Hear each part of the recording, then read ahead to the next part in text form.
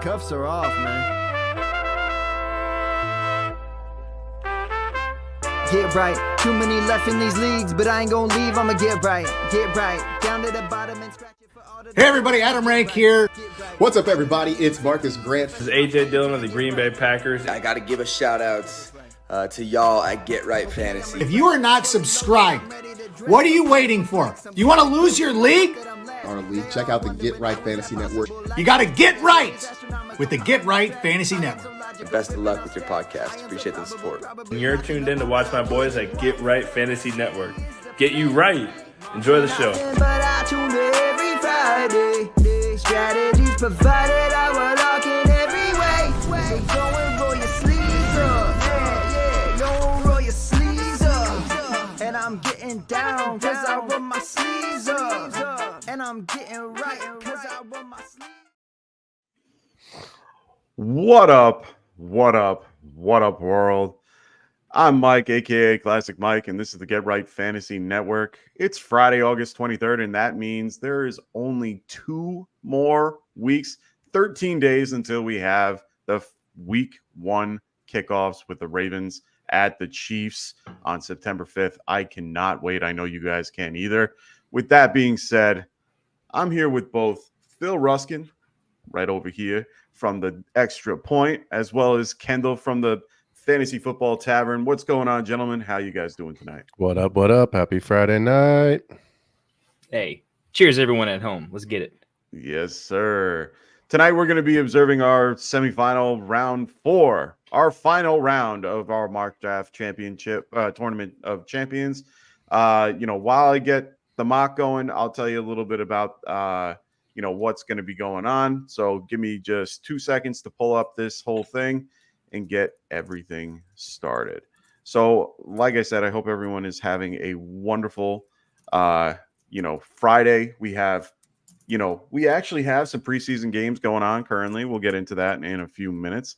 But otherwise, let's get this thing started. These guys are waiting patiently. Let me get them going.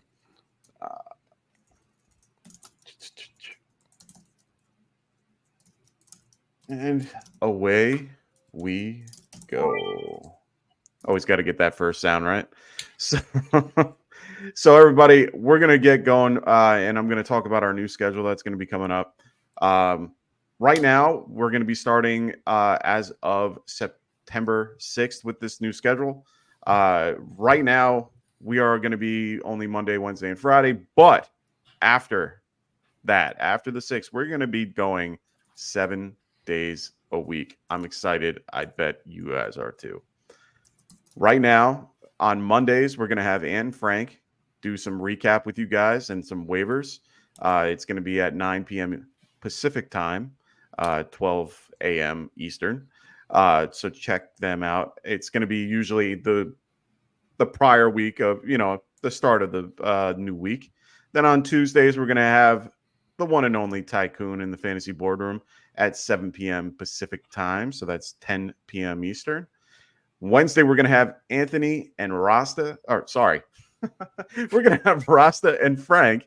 And then we're going to have roster management, to help you guys with buy-sell targets and trade stuff.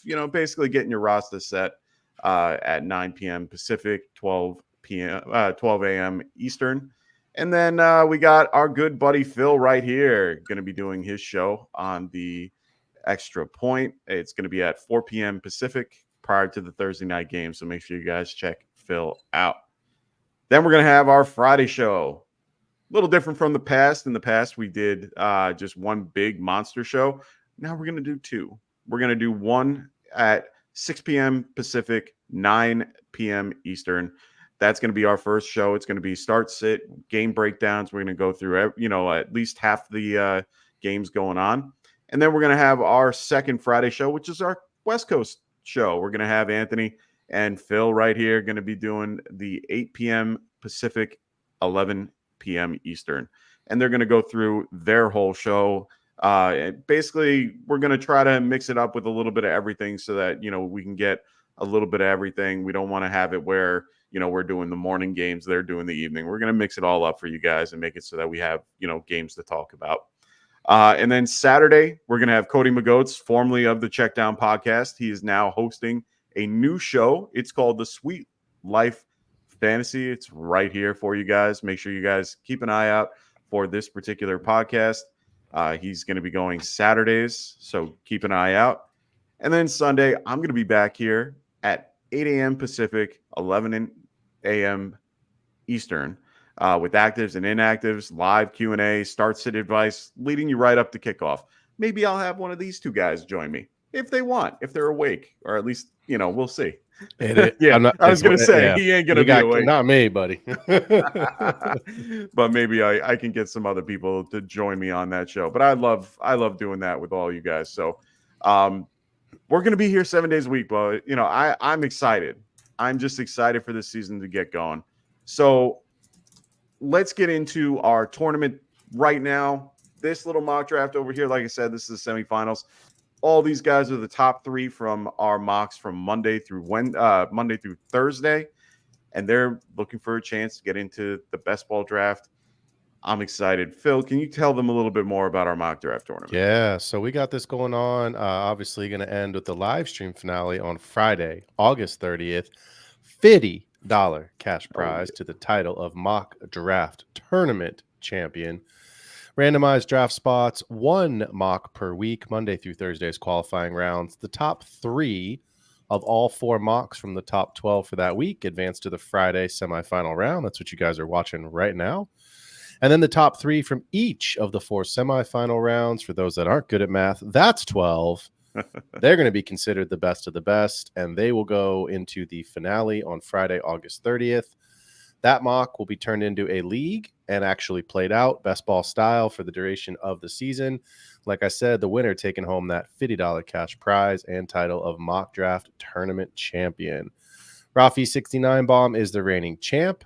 FFT AJ 2022 champ, and Lou Camp, aka Lou Champ, first to win it in 2021. So if y'all don't want to miss out, you know what to do. Hit that like and subscribe button. Join the sleeper thread where all of these things get posted so you can stay tuned for the mock draft lobbies to open up. Don't worry about the rules. Don't worry about all that. We'll go through everything together with you. What type of a draft is it? Show up on draft day. Draft your team. We know it's going to be a winner. We'll let you know if you advance. No buy-in. $50 first place cash prize. I love it. Make sure you guys, this is good old Phil's channel right here. Make sure you guys are liking and subscribing to his shows. He had one last night with some sleeper picks, so make sure you guys check that out. We got Wicked in the chat going, handsome looking gentleman. Thank you, sir, or gentleman. Yeah, sure. I have no idea. Well, it's spelled with an A, meaning it's only a singular. I have to assume he's discussing Kendall's look. I have to assume. Maybe. Because it doesn't say gentleman, it says gentleman. Yeah. Wicked's a good dude, man. Therefore, he had a couple Kendall's pretty... best dressed. Oh, yeah, he's definitely best dressed. I got my Scott Fishbowl from 2013 on. I think he has the best dress here. I figured these crushers deserved my attention today. Mm-hmm. Okay, all right. We got the real Dylan question though is do you have like the elbow pads, the leather elbow pads? Oh yeah. Do you have like the? Not on this suit. No. This is a proper dapper look here. Look oh at yeah, that. no. This is not the sweatpants underneath the suit. This is got you. We're wearing the real stuff right here. Oh, I hope you're wearing like sweatpants or like shorts under that, because I would freaking be dying right now. Dude, I gotta tell you, I went down to San Diego a couple years ago. My best friend lives down there, and so we get together all the time and go up to the Bay Area for games. Obviously, we're both Niners fans, but I went down to his spot. I said, "Yo, come pick me up at the airport."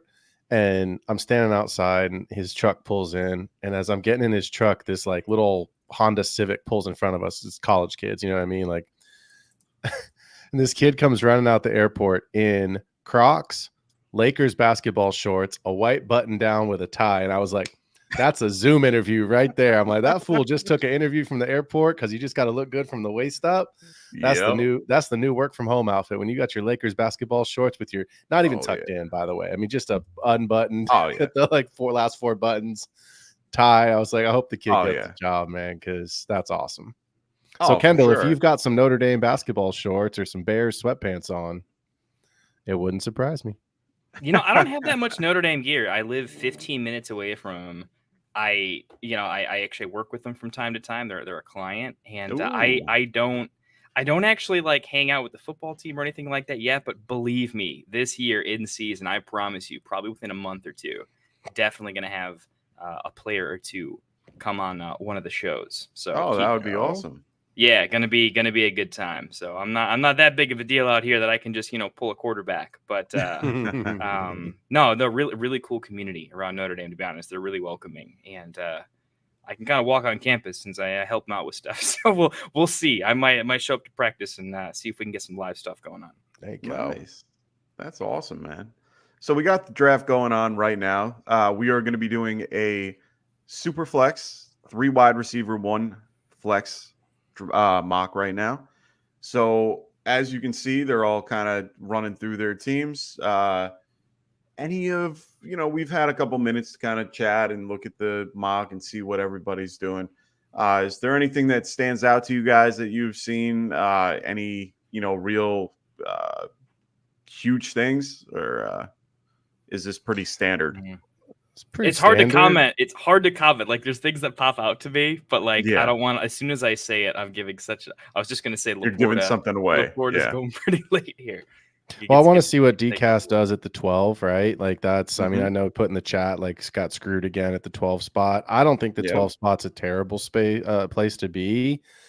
I think it makes it challenging to have 22 picks go off the board. And you can say, well, but if you have the 101, 22 picks go off the board. True, but you're starting at the top of the food chain with Josh Allen. So curious to see what his roster looks like with quarterbacks. I mean, it's getting into Derek Carr and Drake May and Sam Darnold territory. So Kirk Cousins, I think, is still available. We'll see what happens over these next 8-9 picks. But he advanced. I'm just curious. Right? Yeah, so that's what I mean. Like draft last time that we voted pretty highly across the board. So not a terrible. And look, if I have to play you in week 1 and I see Justin Jefferson and Jamar Chase across the old sleeper app there, I don't like seeing that. I don't want to play against that. So yeah, I love what he's doing from a skill position, but let's see what the quarterbacks end up looking like here as well. Yeah, for sure. I mean, let's talk about that for a minute. So we've just recently got, those ambiguous, quarterback battles that we've been trying to figure out, and 2 of them recently have been declared. I mean, we have the good old Broncos who are going with Bo Nix. We have the Raiders who are going to be going with Gardner Minshew. How do you guys feel about those? Which one of those 2 are you more willing to have if it gets down to it? Ooh, I like Nix. I like Nix quite a bit. But it has less to do with Nix. More of it has to do with I just trust the coach. It's a coach that has made offense work before. He's played a lot of games in college. He's not going to have, I think, the same rookie jitters that someone with a lot less snaps might have. I think expectations aren't through the roof, so that takes a little bit away. I'm kind of in on Nix in Dynasty, but I'm not opposed to him in redraft. I don't love the wide receiver core, but I do think they can make some things happen. I don't see him as probably a top 12 quarterback this year in fantasy, but I think he could be a pretty reasonable quarterback too. I don't think he has the same like bust potential as like a Levis. He's a little more stable for me in terms of just startable. Yeah, I mean, I take the other side of it for the exact reason that Kendall said. I like the wide receivers in Las Vegas better. I just, outside of Cortland Sutton, I really don't know what Marvin Mims is. We didn't see enough last year to make me feel like he's really going to take that year 2 leap. I talked about it on the show last night. I just want to clarify one quick thing in case there's listeners tonight that were there last night. I did call Gardner Minshew a sleeper last night, and I realized I forgot to say the most important piece: in Superflex only. Yeah, there you go. Because in one quarterback, I want nothing to do with him. I don't want him as my backup at all. But in Superflex, 66 quarterbacks played a game last season. Gardner Minshew is already the starter, and Gardner Minshew was QB 21 last year. So it's not pretty. It's not sexy. It's not Josh Allen. It's not Brock Purdy. It's not Jordan Love. You know what I mean? Like it's Gardner Minshew, right? Minshew mania. But you have Devontae Adams, which makes me feel great. Security blanket. So the same way that we're talking about Sam Darnold supporting Justin Jefferson is really an inverse. Justin Jefferson's going to bring Sam Darnold along versus Sam Darnold supporting Justin Jefferson. I think Devontae Adams is certainly capable of bringing Gardner Minshew along. I think Jacoby Myers is fine. Everyone is excited about Brock Bowers, regardless of what his finish is. He's still going to get or earn targets, and we expect him to turn those into positive yardage plays because he's a monster in the open field. So the simple answer is give me neither of them. But if I have to, I'd prefer Minshew just because I think the offense is slightly better there. The one thing I would say, though, as well for Knicks, if you are the Knicks owner, go grab one of the running backs because Denver targeted the running back position in the air last year, the number one team in the NFL targeting the running backs for pass catching opportunities. So go grab Jaleel McLaughlin, or if you're in on Javonte, get Jaleel McLaughlin late with Bo Nix as a little mini correlation late in the draft. Okay. My little drum beat for Javonte is starting. It's starting to look crazy. It's starting to not look super crazy. I've been on the other side of that drum, beating it with you. I've always been a fan of Javonte. I loved what he showed when he had the opportunity before his injury, and honestly, he looks like he could be something special. I'm a little. He's a year removed from that ACL. He has the opportunity. I know that Sean Payton didn't bring him in, so he's not really his guy. So I know there's a little, there's some controversy with it. But he's going to make the team. He's going to be the starter. They're keeping, they're definitely going to have McLaughlin. It looks like, I think it's Samaje Perine. He's going to be on the out, and it looks like they're going to be, he's going to get cut. And then they're going to have Audric Estime. There we go. My Notre Dame brother. I was going to say Notre Dame kid. Yep. So I mean, they have really good depth at running back, and right now they can definitely be interchanged. So it kind of takes a little bit of pressure off of Javonte to not have to. But I think it's one of those scenarios that now we see with those, that 55-45 type split where he can do a lot with those 45. So I think, 55. So I think at this point, it's one of those things where I like either or. I don't hate the Broncos this year. I think they're going to be serviceable. I think they're going to be able to help because their defense sucks. I think they're going to be a little bit more in games. I don't think they're anything special. So, I mean, their offensive mind with like what Kendall was saying with Sean Payton, I like his whole system. And the one guy I like out of that group is Cortland Sutton. So, and they basically feature the X, and he is the X. I think Bo Nix can really be special. And, we saw a little bit of that in the preseason. I don't want to put everything on that, but he's one of the more seasoned QBs as a rookie. He had 5 years, that he played with Auburn and in Oregon. So he's more, and it's been more of a pro style offense. I think he'll do just fine. He's definitely not someone I'm taking in one QB, but for somebody in a 2 QB league, maybe I'll take the flyer on him. I don't mind him. Gardner. Here's the real question that I have. The Chiefs are going to run away with this division. Who's finishing second? Who's finishing second? I think it might be the Chargers.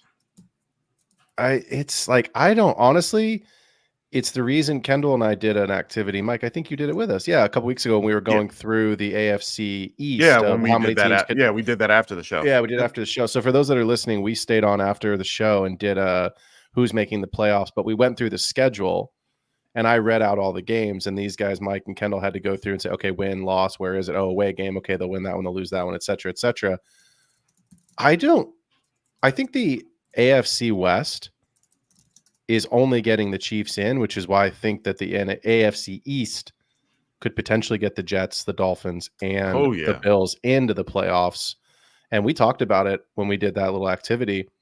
The Jets have the easiest of the 3 teams. They have the easiest schedule. Oh yeah, on paper. Yeah. So I don't know. It'll be interesting to see. I don't project the Broncos or the Raiders to have anything other than sadly a bottom 12 offense. Doesn't mean they still can't produce for fantasy. It just means that if your team is bottom 12, you're probably not scoring more than 20 points, 24 points a game, and that's not getting it done. So it'll be an interesting to see like where as we get into next week. This weekend obviously is the big weekend, but as we get into next week and next weekend when the last of the drafts happen, Are there any risers? Are there kind of stabilizing for some of those players that we're talking about on those teams? Yeah, and we also, from just looking at what they had from last season and what they did in the offseason to kind of improve their roster. I mean, they're doing a little bit they did a little bit on the line, which was the biggest of their issue. Their offensive line was horrible for the Broncos. They definitely improved on that. I think the Raiders on the other end of it, if we're talking about Gardner, they didn't do that. They let go of two of their best options with at left or at right guard and right tackle. So and they let go of their running back coach, which was not running back, O-line coach. So I mean, it's one of those things where they have a little bit of work to do. Gardner, I don't think is. I think Gardner's a flashy name because he had those couple of games where he did well and everybody was on him, and he was just he's a fun personality. He really is. But as a quarterback, he's below average for me. I understand that he has guys like Devontae Adams and Jacoby Myers to catch the ball, Brock Bowers as well. So I know that we haven't really gotten to see the Raiders offense. Zamir White, I think, is going to take a lot off of them, but I don't know. I think Denver could actually. I think if they face each other, who's winning? I'm going Denver. Well, they'll play. I mean, they'll play each other twice. No, I know. I'm going like right now. I think it could be a 1-1 split. Yeah, it could be home and home. Yeah, it could be home and home. I don't know. I just find myself a little bit out on Knicks, and I think one of the things I've been trying to do as we get into redraft mode, fully into redraft mode, is just to take like that big step back off of Dynasty to just kind of eliminate some of my bias. Like Kendall, you said it earlier, like I'm kind of in on Knicks in Dynasty.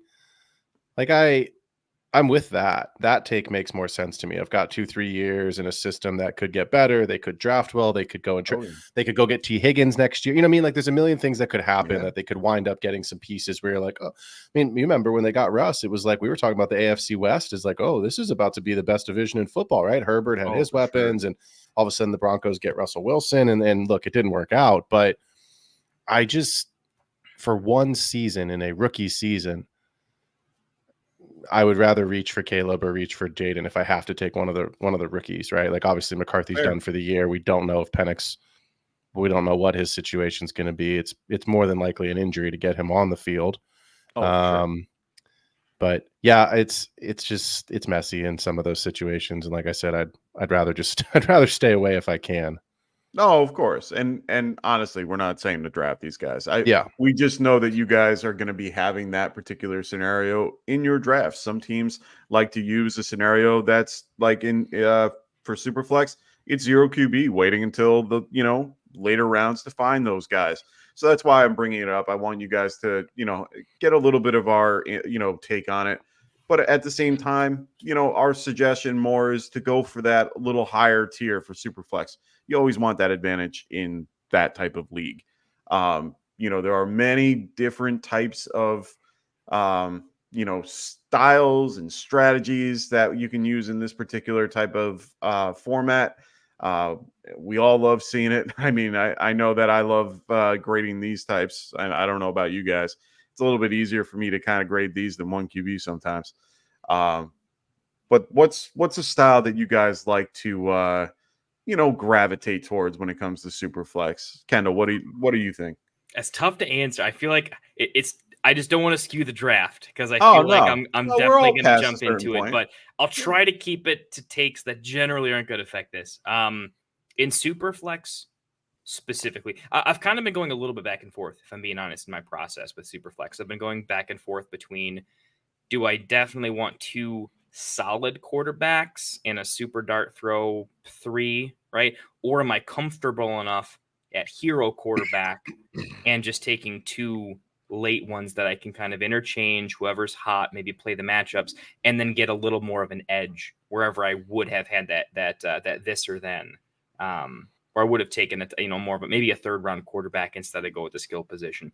I've been going back and forth on that a little bit. My general plan is usually I don't want to be in a position where I have to take 2 picks late because I can get sniped out of the strategy, and it's I don't want to risk disaster. Like, in my opinion, in managed leagues, you're not going to win your draft in the draft, but you can lose it. You can put yourself way too far behind in what you have to roster construct.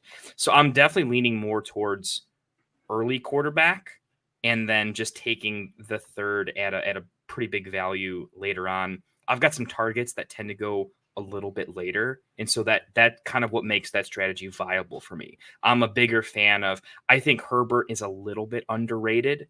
I know the injury kind of hurt that take for me a little bit, but I'm still not off of it. I'm very big on Stafford this year. Yeah. I'm starting to rise a little bit on Rodgers. I don't love the ceiling, but I think there's something there. Yeah. Just gives me a little more play to it. I think the real strategy for the most part is going to be how you're doing your wide receivers and running backs. I am heavy in on hero RB this year. This is a half PPR format, so I would not go zero RB.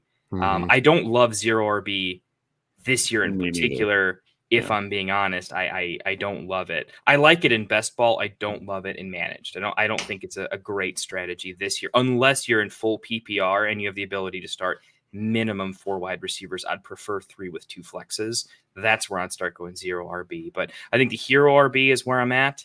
And then I want to avoid the dead zone. My biggest take this year is I don't like the dead zone at running backs, because I think the tier after them is the same thing. And I love the mid-round wide receivers this year. I think there is value on top of value on top of value. And so that's my biggest take. Okay. What about you, Phil? Yeah, I mean, look, to me, it's about where you're at in the draft. Obviously, in Superflex, if you're in the first 4, right? If you're in the top third of the draft, you're going to get one of those big quarterbacks. So it's almost impossible to pass on them. If you're in the middle of the draft, I think you kind of got to call your shot. Yeah. Right. Am I going to take a quarterback? Or you can see here, we saw CMC go off the board at the 105. Are you going to take one of those skill position guys? And then obviously, if you're at the back end of the draft, then, what are you doing with the values that are going to fall because the quarterbacks get pushed up? And then, like Kendall said, are you risking potentially getting sniped later? So I do think the position that you're drafting from on the board will dictate a little bit of what you're going to, at least who you're going to target. The one thing I'll say that's a little different than Kendall is, I just feel Stafford's the perfect example. I just feel like there is a complete lack of respect for certain quarterbacks when their skill position guys are being drafted in the first round. And to me is like, the correlation doesn't make sense. So like, I understand this is Superflex. Quarterbacks are going to get pushed up the board, but like, I'm trying to find, where's Calvin Ridley in this draft? Went in the 8-6. 8th round. In the 8th round. And I assume Hopkins has not been drafted.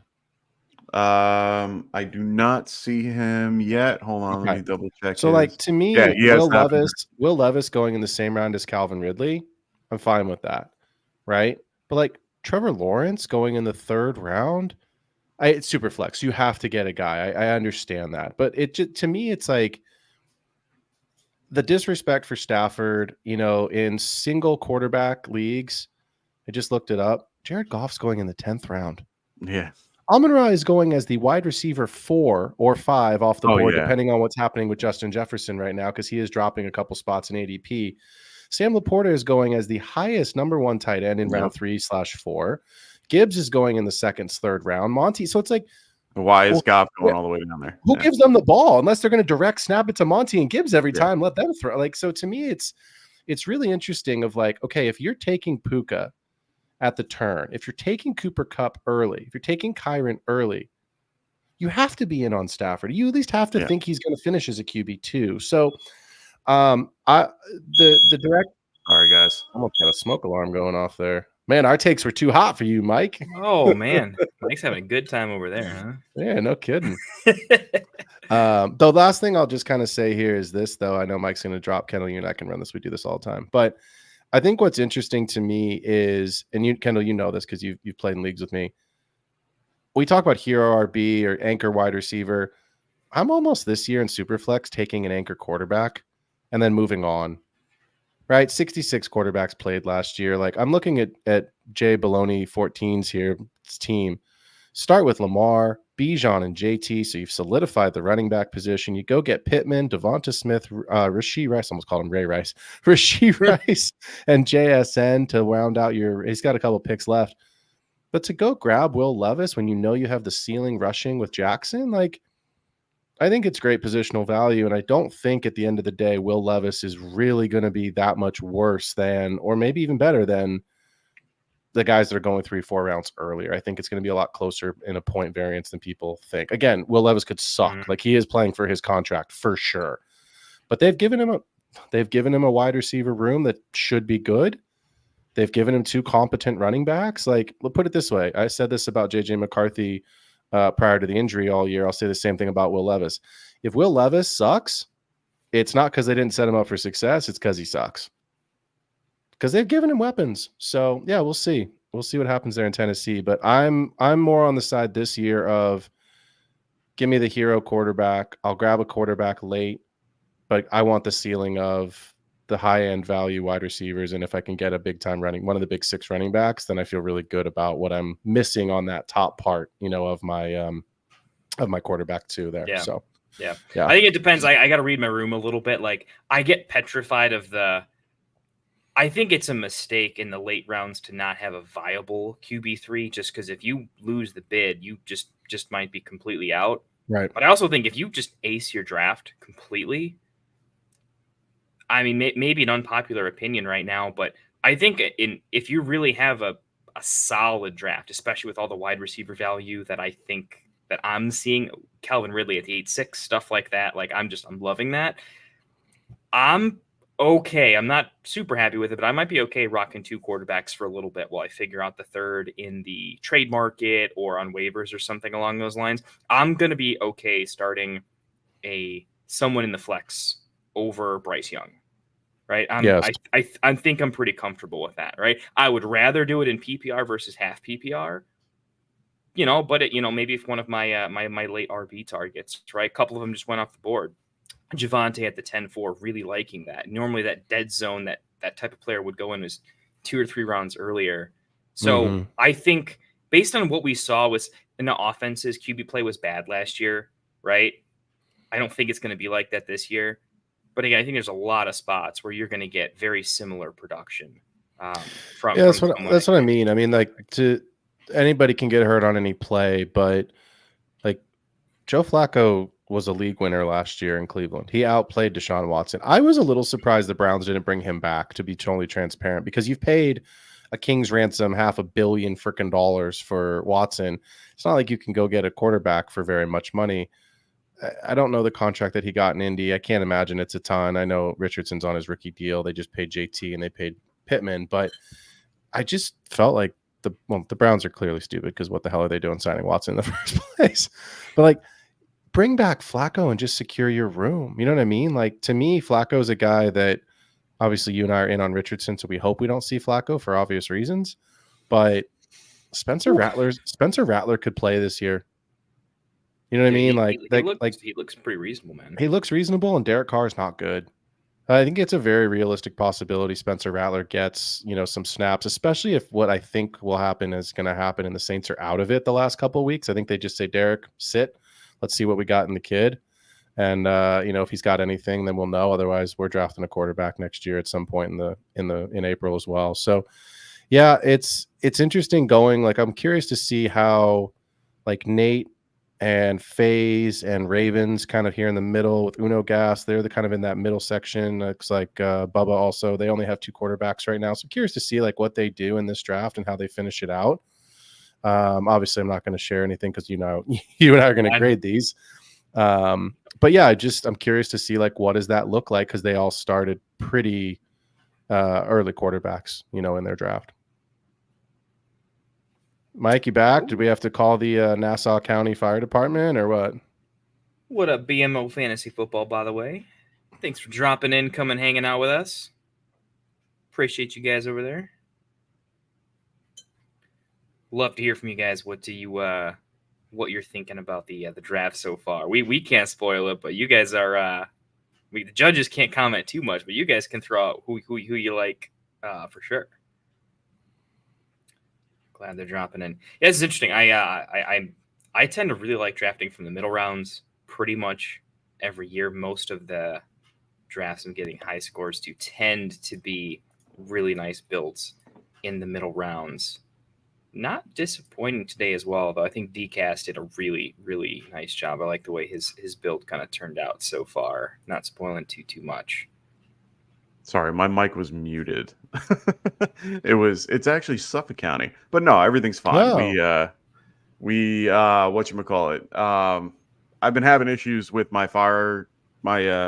smoke detectors for the last couple, at least tonight, and I had a feeling it was going to happen in the middle of it, but it is what it is. This is They what have we these do. things called batteries. You should No, change them see, the every now funny and thing again. is, In this these are economy, not- Phil, come on.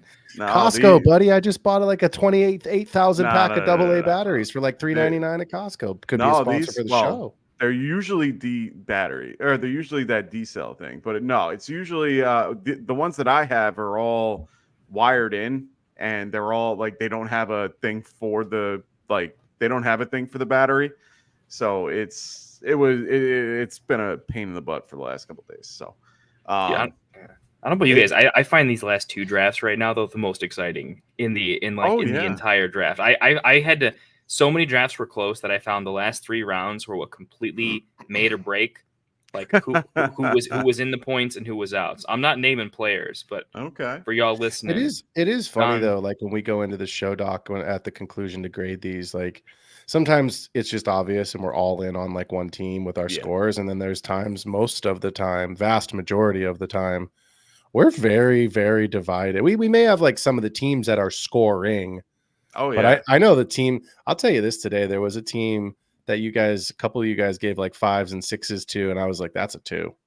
Like I was way on the opposite end of it. I just remember going in there and I was like, dang, am I missing something? Or like the guy like, and I know why the scores were so high. It was because of the 2 quarterbacks that the guy took early, and I was like, yeah, that's hard to ignore. But then I look at like the rest of the team, and I was like, if one of these quarterbacks goes down, there's not enough here to like salve. So it's just really interesting, like how we all see the build, and like, you know, like me and Rasta, our brains are pretty similar. Like we're obviously looking at, like, I'll tell you straight up, like I'm always looking at who's got ceiling wide receivers, because that's how I like to draft. That's what speaks to me.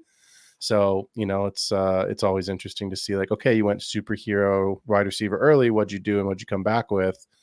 You know, so yeah, it's just fun to jump in and just kind of see how we all agree, or in certain cases we're like, woof, we're way off. Oh yeah, and sometimes, yeah, and sometimes it's like one of us only agrees with one team, and everyone else doesn't even care, or the one team gets like a 5, and everyone else hates it.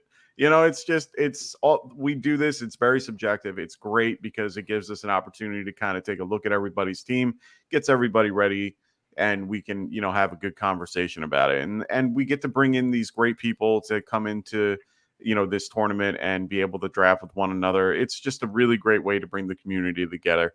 So that's one thing that we absolutely love about this. Kendall, I cut you off, and I'm sorry. No, you're all good. I wanted to wait just enough. I built right near the I'll end. tell you, I didn't want to judge as harshly just off of my rankings versus someone else's rankings, because that's going to be a little volatile. Oh, I felt 100%. stronger using like a gradings, because just so you guys know, we don't have a rubric. Like me, Phil, Mike, and we don't get together and say, here's how we're going to judge it. We have our own criteria, which kind of makes it fun and interesting anyways, too. More gamesmanship, game inside the game to be played, right? But I was judging more harshly on what I felt were as close to an objective draft mistake, the way I like to play. Oh, yeah. And then specific. So I can't go into that yet because there's still some picks, and they could still kind of, from a structural standpoint, I'll get into that in a second. But the late rounds were super pivotal to me. I feel like that's where, if everyone's really, really good and competitive and making a lot of really good picks, I mean, like those last 4 rounds were like, how did you finish off your build? Is it crisp? Is it correlated? Does it make sense? Versus was it just a little unfocused, in my opinion? I'm being unspecific here on purpose. And that was the difference between scoring and not scoring, between getting like a 3rd place vote and not getting a vote, was almost always came down to the last 3-4 rounds for me. I thought that was interesting. Yeah. I mean, honestly, I'm looking at the board that we did for this last one that we did yesterday for Thursday, Thursday's draft. And I'm looking at one of the teams, and it's funny that all of us graded the team, but only one person had it one person had it as their top team, and everybody else had it as a bottom three. And then there were other teams that had all of us having it at 5, 6, at the top, and then only one of us had it at 1. So I mean, there's so much. That's the one thing I love about when we do this is seeing that those huge differences. And honestly, it makes me laugh after I look at it. One group had only one person loved one particular team, and that's just how we do things with this. But it's great to have this type of scale so that we can get you guys involved in this.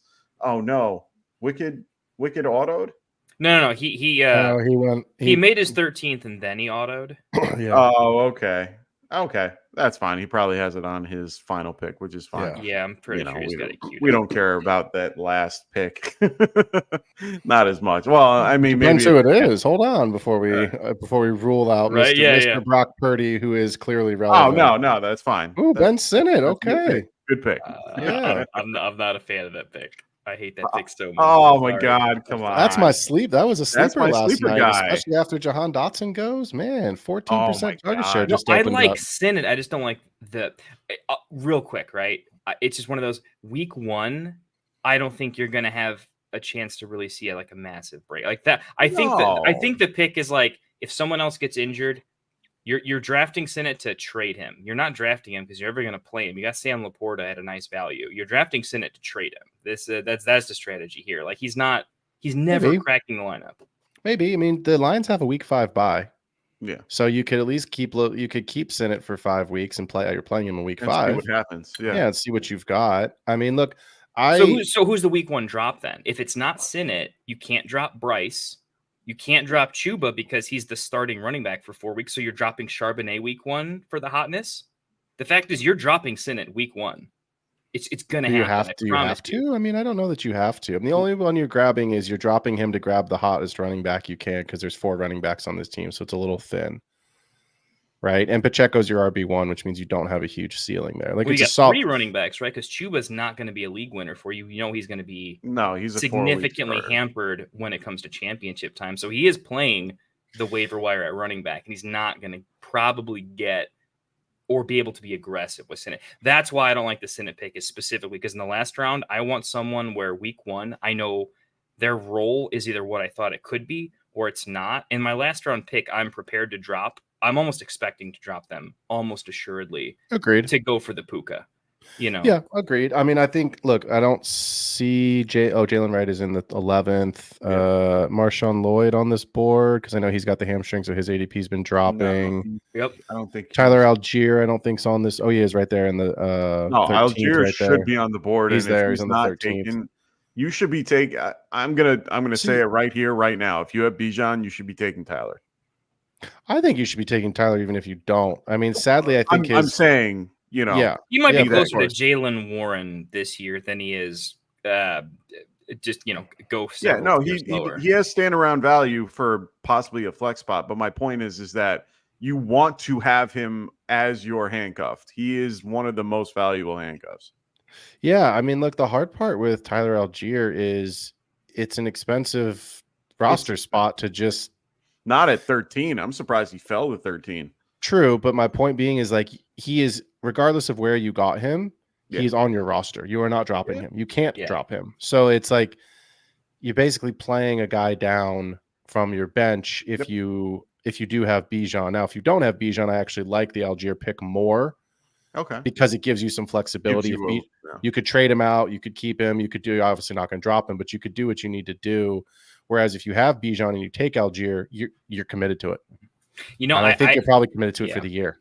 I'll give him some points on this one though, because regardless of our exact league format on this, most competitive leagues have an IR spot. I think more than 50%. He has he has Brooks. Yeah, I saw that. Brooks is going straight into IR. He does have a free pickup And let's be clear. Algier's a little less of a clogger. I wanted to bring this up because we haven't had a conversation. I haven't been able to talk about this yet. And a lot of people have brought up the fact that, Brooks, of course, his injury is coming back from his ACL and all that fun stuff. There's no actual guarantee that he will be on IR. They're talking him up in camp. They're saying all these wonderful things about him. He could just be limping in, and they want to kind of ease him in, and maybe they don't put him on IR right away. I think maybe he could be somebody that's, could be just I wouldn't say a healthy scratch, but he'll just be a scratch each week. I don't think he goes on IR at all. I mean, Canales is saying he's expecting him back week 3, week 4. So I don't think they can put him on exactly IR. my point. Yeah. What I think is interesting about Brooks is I'm looking right now. Later, Carl. I wanted to see. I can't find it. Give me 1 second. I wanted to see when their bye week was. Who? The Panthers. Panthers are 10 or 10. No, 11. They're 11. I think Chuba's going to have 7 to 8 weeks of annoying value simply because, let's say on the earliest end, Brooks is back week 4. Yeah, conservatively, he still needs a couple weeks to kind of get back. Yeah, they're not throwing him in there right away as a 3-down back. So, do I think he's a second half of the year winner? Yes. Do I think he's going to eventually take the job? I think that's what we're all expecting. Yeah, he's a better dynasty grab for me than he is for redraft. That's my personal opinion about it. For sure, I would to me, it's like it's kind of the inverse argument about Jerome Ford. Yeah, I think Jerome Ford is going to have standalone value for the duration of the season, even when Chubb does come back. So I think Chubb's probably like a week 8, 9, 10 sort of a guy that comes back into the team, and Ford's not going to go away. No, and they also have Foreman to kind of solidify what Chubb does. They used Kareem Hunt a lot when they had Nick Chubb over the last couple of years. So Ford's got some good value there. But yeah, I mean, I think if you're going to go and grab anybody to put on IR, it would be Nick Chubb and TJ Hawkinson. Those are the two players that if I've got 2 IR spots, I want to target because it's basically giving me 2 free bench spots. And then I can obviously drop whoever I need, whenever those guys become available later on in the season. So those are, if you're looking at that from a strategy and a game theory perspective, leave your draft with at least one of them, if not both of them, because you've got 2 free players. So Rafi's going, I'm shocked that someone like Algier hasn't been traded to a team like the Cowboys. What could they possibly get for him? Honestly, I don't think they're willing to give him up because he's just too good. And I think as I know what Phil's going to say. It's Khalil Herbert. Khalil Herbert. It's quite shocking to see that he hasn't been traded yet, but he is definitely somebody that I go through these drafts a lot of times and I see Khalil Herbert's name somewhere and I'm like, wow, like you're willing to take that in this type of scenario. Well, maybe not 12 team. I think 14 team. He'll be there. But he's definitely someone that you might want to take a little bit of a flyer on in that last round. He's somebody that could turn out to be someone, that goes to the Cowboys. And to be honest, Zeke or Khalil Herbert, I don't know, man. I think Herbert's going to go somewhere. I've been beating the drum for the Cowboys because it's just so obvious. Yeah. It will obviously be dependent on if DeAndre Swift can stay healthy and if they think they have enough with Roschon. So if it gets to be week 5, week 6, and DeAndre Swift's healthy and Roschon is competent, I think Khalil Herbert goes because we know that's when guys are going to get injured. Mm-hmm. Guys are going to start to, take knocks and get banged up. We don't know what's going to happen. Like I know the Eagles just drafted Will Shipley.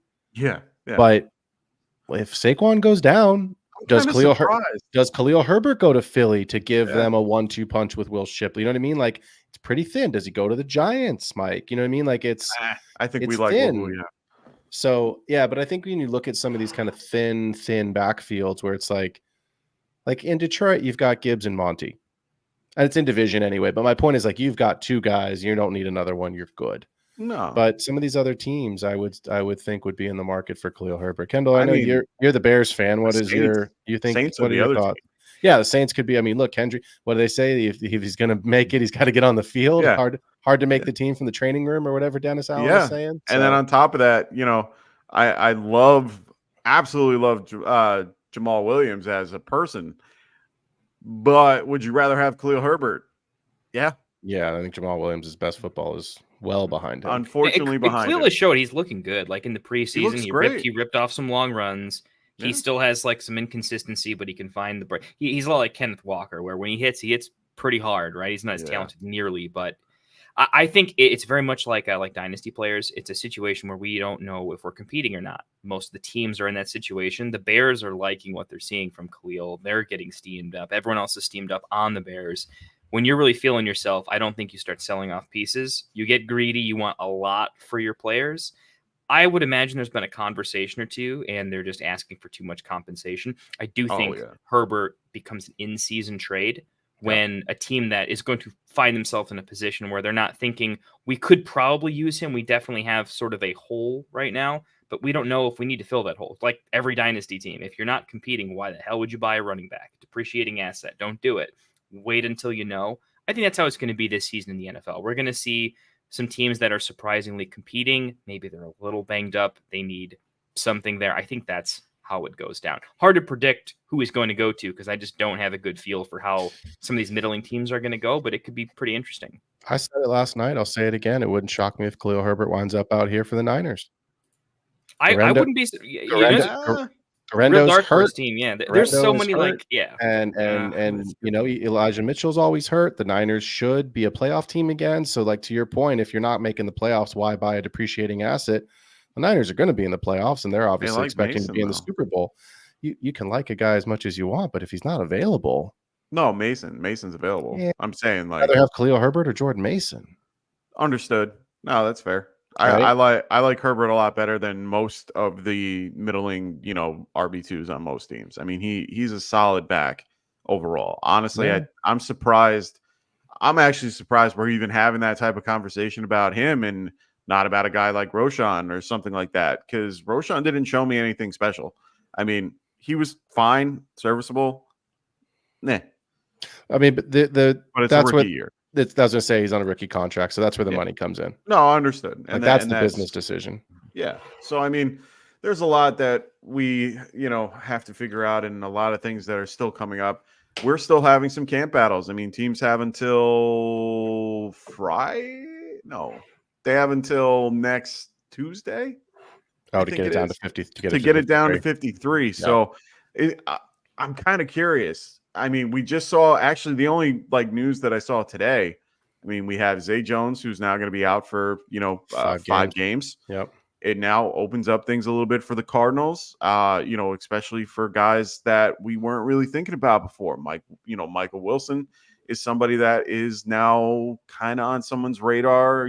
Greg Dortch, of course, the top two. Did you have Zay Jones ahead of Wilson in that team? I had Wilson ahead of Zay Jones, but in a way where Zay would be the slot compared to the Y. Yeah, if that makes sense. Yeah, I think Michael Wilson's really interesting this season. Because, I love Michael Wilson. Yeah, I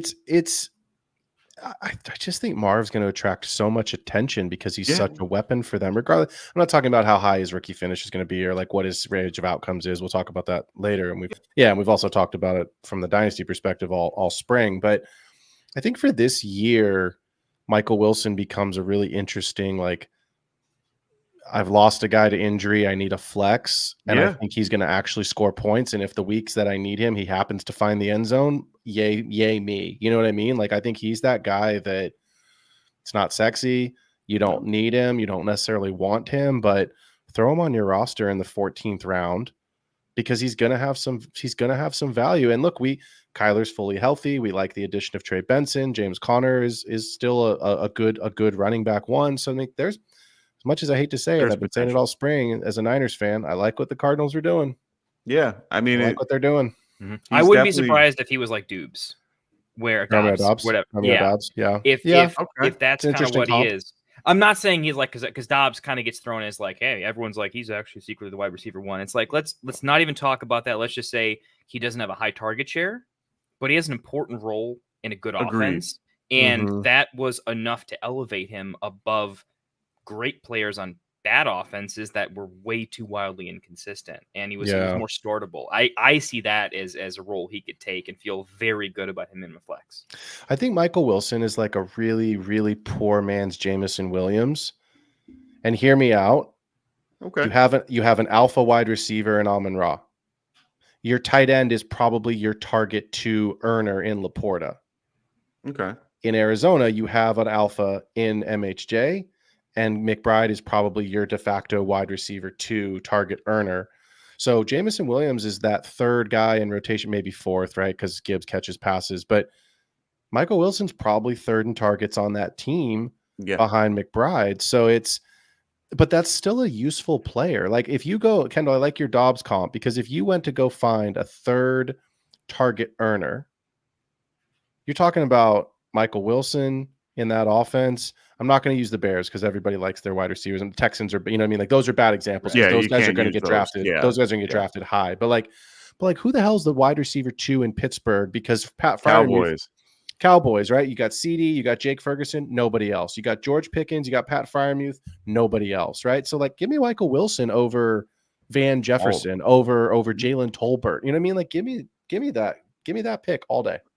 Yeah, no. We know Tolbert's there, but he's not anything worth. There's a difference between being he might be the new there and being Jacoby relevant. Myers. Is I guess another comp. So that's a good one. Criminally underrated. We know he's got a cap. We don't look at him as a ceiling player ever. But someone who can consistently win in like a slot type of role.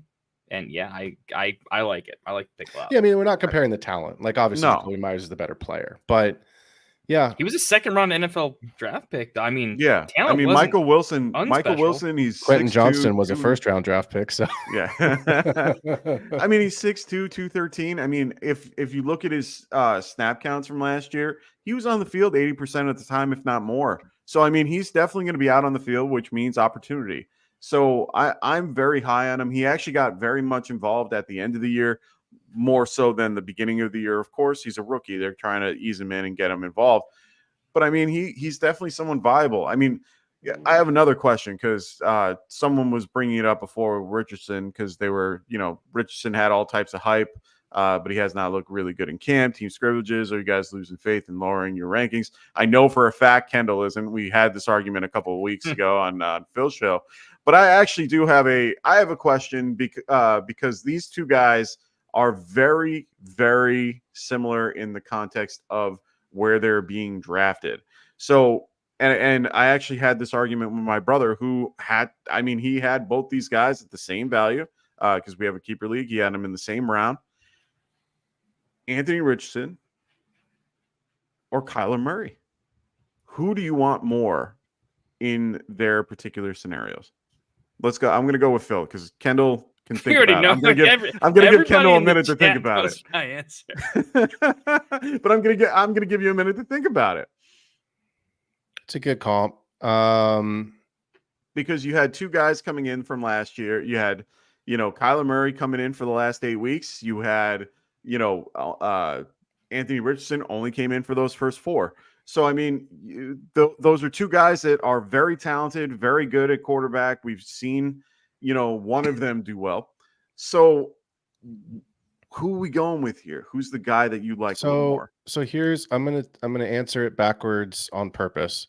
Okay. The first thing I'm going to say is number 1, Kyler Murray. I haven't checked in a while because I locked my bet in a long time ago at plus 3,000, boys. If you are watching this show and you are in a state where Underdog and DraftKings are, where DraftKings is allowed, please go bet Kyler Murray at plus 3,000 for comeback player of the year. Because Joe Burrow was like plus 250. So it's basically like, he was like even, you know what I mean? It's like, yeah, you'll make some money, but like plus 3,000.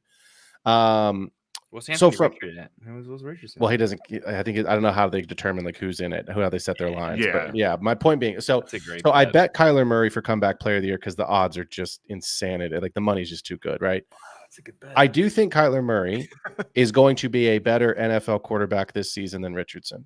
I might bet this. Okay. Right now. From a fantasy perspective, I'm going to take Richardson, and here's why. It's exactly the reasons I just said a couple minutes ago about I like what the Cardinals are doing. I don't think they're going to ask Kyler to do as much as they had in the past. There you go. Yeah. You've got Marvin Harrison now. You've got Michael Wilson. You've got Trey McBride. You've got 2 running backs that you really like. You know what I mean? Like Greg Dortch is I'm not going to put his name in there. You know what I mean? So like you've got Yeah. guys that you can count on, right? Zay Jones will be back and he'll be fine. The nice thing about being suspended is it's not an injury. So yes, it sucks. He's missing 5 games, but it's not like he's rehabbing, you know, a shoulder, an MCL, something 100%. To that effect. With Richardson, you have JT, you have Pittman. I just think that they're going to use him in a way they did last year. I think he's going to run a ton, and fantasy scoring is broken. I mean, Jalen Hurts and Josh Allen have been fantasy quarterbacks 1, 2, 3 in that range because of the amount of rushing and touchdowns. So I'm going to still take Richardson. It's close though. It's very close, but I'm going to take Richardson. So before I get to Kendall, this is just really funny because I actually said these exact words. Is that, Rafi is saying that I am a Colts fan, and lately I keep seeing more Justin Fields rather than Jalen Hurts, which, okay. And it's going to make me drink a little bit more on Sundays. I saw the same thing. I keep seeing that a lot. I see Justin Fields in my head a lot more with him than I do, with someone like a Jalen Hurts / whoever you want to compare him to. So, Kendall, I know you're still on Richardson. Is it closer now? Are you? It always was close because I was in on Kyler. Yeah, this is not a neg on Kyler. This is me saying Kyler was being disrespected. Now he's getting hyped up a little bit more, and he's starting to be valued more appropriately, I think. But people were a little bit too down on him and what I think that offense could and will and what he'll do in it and just all the above, right? So Richardson is more risky than Murray. 100%. You got to admit that. Third place doesn't pay, or maybe gets your buy-in back. I'm playing 11 other guys. I got to get first, right? I think Richardson is the better bet for a first place than Kyler Murray across a reasonable enough range of outcomes. Yep. I mean, if he can really do what I saw with his legs consistently enough, that'll do it. Guys, Justin Fields was a league winner, right? I don't care if he's I'm not saying I don't care if he's Justin Fields, but like that's the hyperbolic take is even if he is, would suck if that happens if you were a Colts fan, right, Rafi? But the fact is, if you're drafting him, you could still win a fantasy championship with Justin Fields. But I think he's better than that. He has significantly better weapons. They're going to have a better pace of play, much better front office. Literally everyone in and outside the building is better. That's going to help a ton. What was our big thing on Justin Fields? As a Bears fan, Chicago still feels bad for him. We're all in on Caleb. We still feel for Justin Fields. I'd buy him a beer tomorrow. He had a bad run at it. It wasn't all him. That being said, it was partially him, but we could have helped a little. I mean, just like a tiny bit. They could have done something. Right? Caleb comes in and they buy every shiny object in town, and Fields gets defensive play. Like it was ridiculous. Fields' problems are different than Richardson's, though. Okay, Fields had bad pocket presence. He was holding onto the ball too often. He was not finding second and third reads with enough, nuance and timing. Those second and third reads were also worse route runners.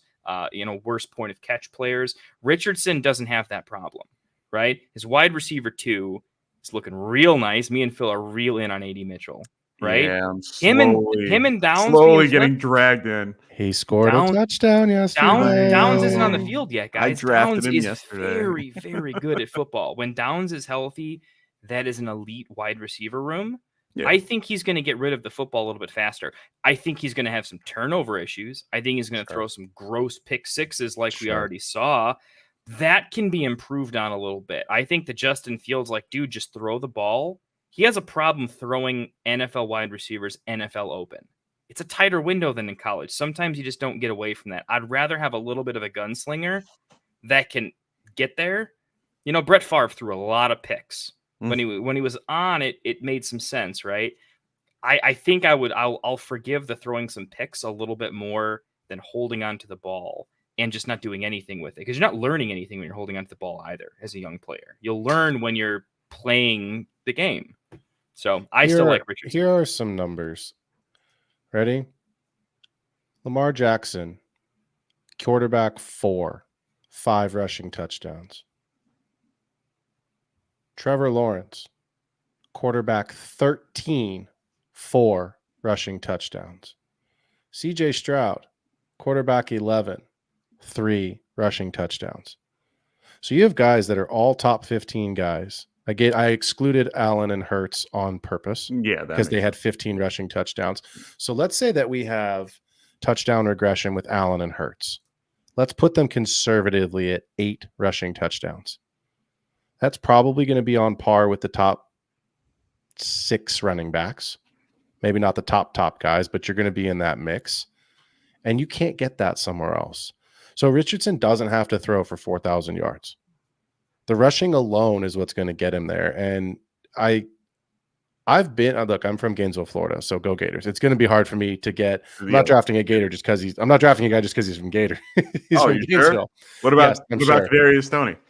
Who? So Kadarius Toney, I think he just applied at about the Payless shoe store. Come on, we got Well, point being, he's going to be cut. Yeah. You've got to go and, like Kendall said, you've got to find ceiling. You've got to find guys that can win you leagues. So without risk, you're not getting reward. And Mike, I'm not taking a shot at you, but I know that you love CJ Stroud and you love Jordan Love. You love your pocket passers. It's safe. The floor is very high and the ceiling is still good, but it's not. It's not exponentially. It's not an Allen. It's not a Hurts, and it's not a Richardson ceiling, and that's fine. The risk is he is one hit away from not playing anymore. But so is technically every quarterback in the league. Yep. Tom Brady, I don't remember what year it was, but Tom Brady in week 1, first game, boom, there goes the ACL. Tennessee, right? Peyton Manning had neck surgery and came back and won a Super Bowl 12 weeks later. So you just have to go and ask yourself, what is your risk tolerance? Oh, yeah. How much can I afford to, quote unquote, sweat it out on the couch or at the bar every Sunday while I stare at Sleeper on my phone, right? And, I just don't see a world, everything presumes health. I don't see a world where Anthony Richardson can finish outside of the top 12 quarterbacks if he plays 16 games because of the rushing. That's the scoring. That's the scoring in fantasy. Yeah, and honestly, it's not a bad one to go. I'm always, Wicked goes, I'm smashing the Classic Mike over on 3,500 yards and 10 rushing touchdowns this year. I hope so. But for me, honestly, Phil's 100% correct. It's one of those things where I like to be safe. My safe guys are the guys that can pass. And if they're passing, their floor is high, and that means they can do well. But I honestly, like Phil said before, anyone can get hurt at any given time. Edwin Porras, he's a wonderful. If you look him up on X, he is FB injury doc, and honestly, he's one of the better ones to watch. There's a few other guys too, but I like him a lot. He did a study on injuries for rushing quarterbacks and pocket passers.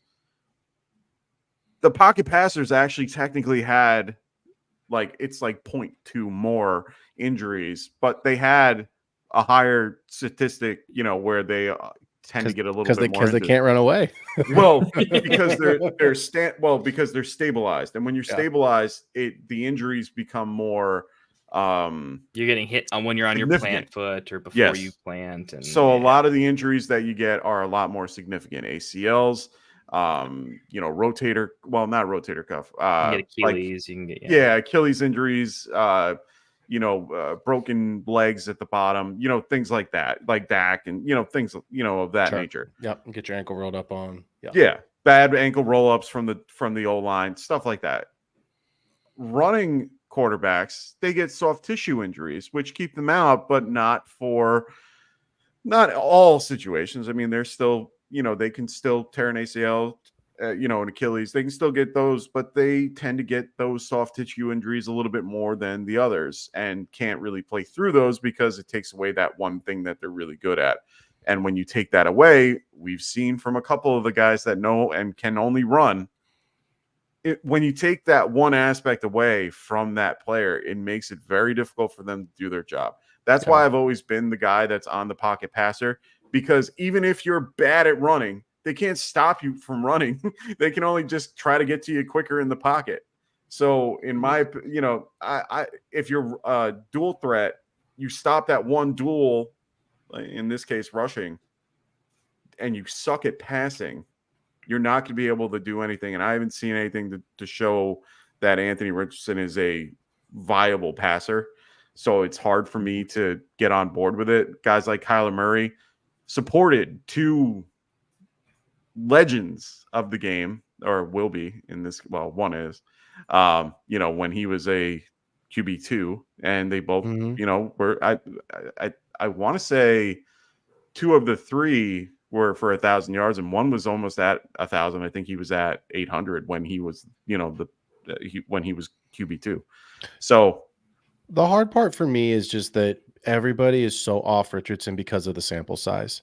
Yeah, and look, and here's the thing. It's a big part of it. Yeah. If you had $24 million invested into a single human being, or whatever his rookie contract is, but that's roughly what they are now, right? First round quarterback. So that's Caleb's was that. So I'm just I could look it up, but I'm not going to right now. But if you had a significant $25 million investment, more importantly, if you believe that it's going to be a $250 investment in the next 4 years, because that's what the going rate is now for mediocre quarterbacks, Trevor Lawrence and Tua Tagovailoa.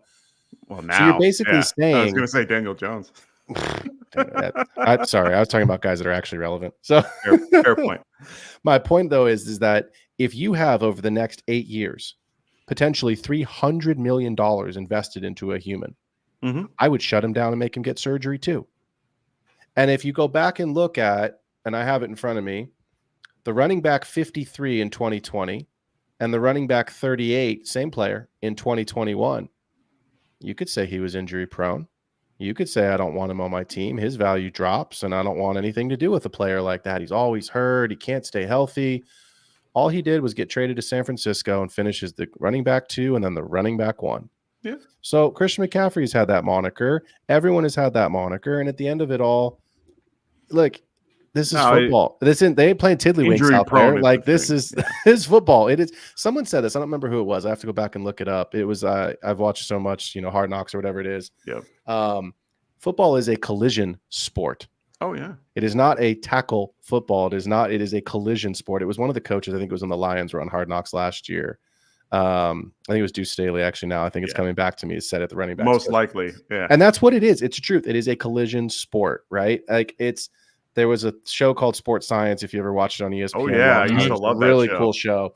And they used to have one person come on, if this track person, how can they run so fast? They had Ray Lewis come on, and they had him tackle a tackle dummy as hard as he could. And they measured all of the different pressures and all the different, metrics and statistics. Oh, yeah.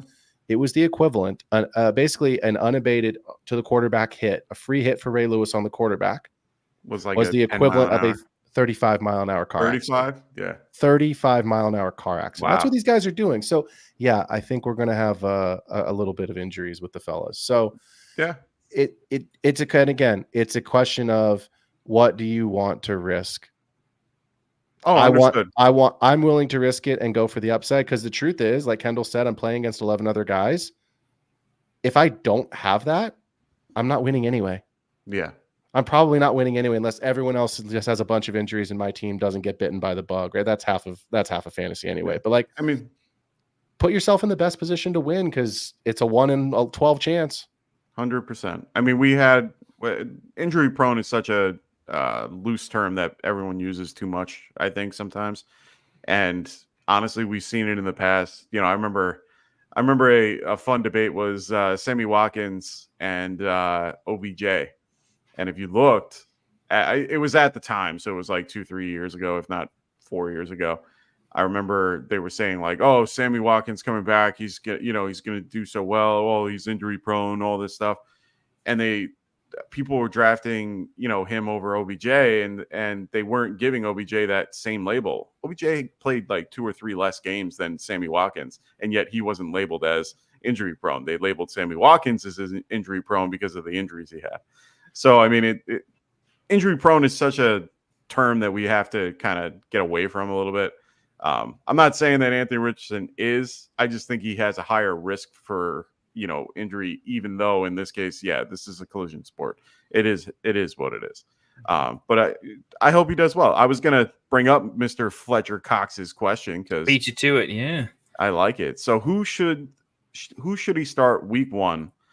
I'm assuming Zay Flowers, Worthy, Hop, or Mostert. I'm assuming this is flex. If it's In his flex, spot. I gotta look at the That I didn't even look matchup, at the Ravens matchup. Chiefs, dude. I'm going Flowers all day. Ravens Chiefs. Week 1, right? Who do the Dolphins have week 1? I was gonna that's my because I'm aiming Oh, Mostert yeah. until I look at the matchup. I think they have Jacksonville. Jacksonville's decent at the run. They're not really a good pass defense, but they're a good run defense.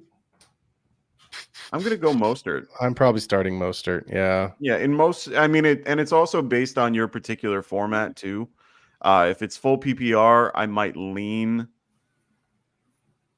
Would you lean a different way if it was full? Full, put it this way: it would be between Flowers. I'm not starting Worthy.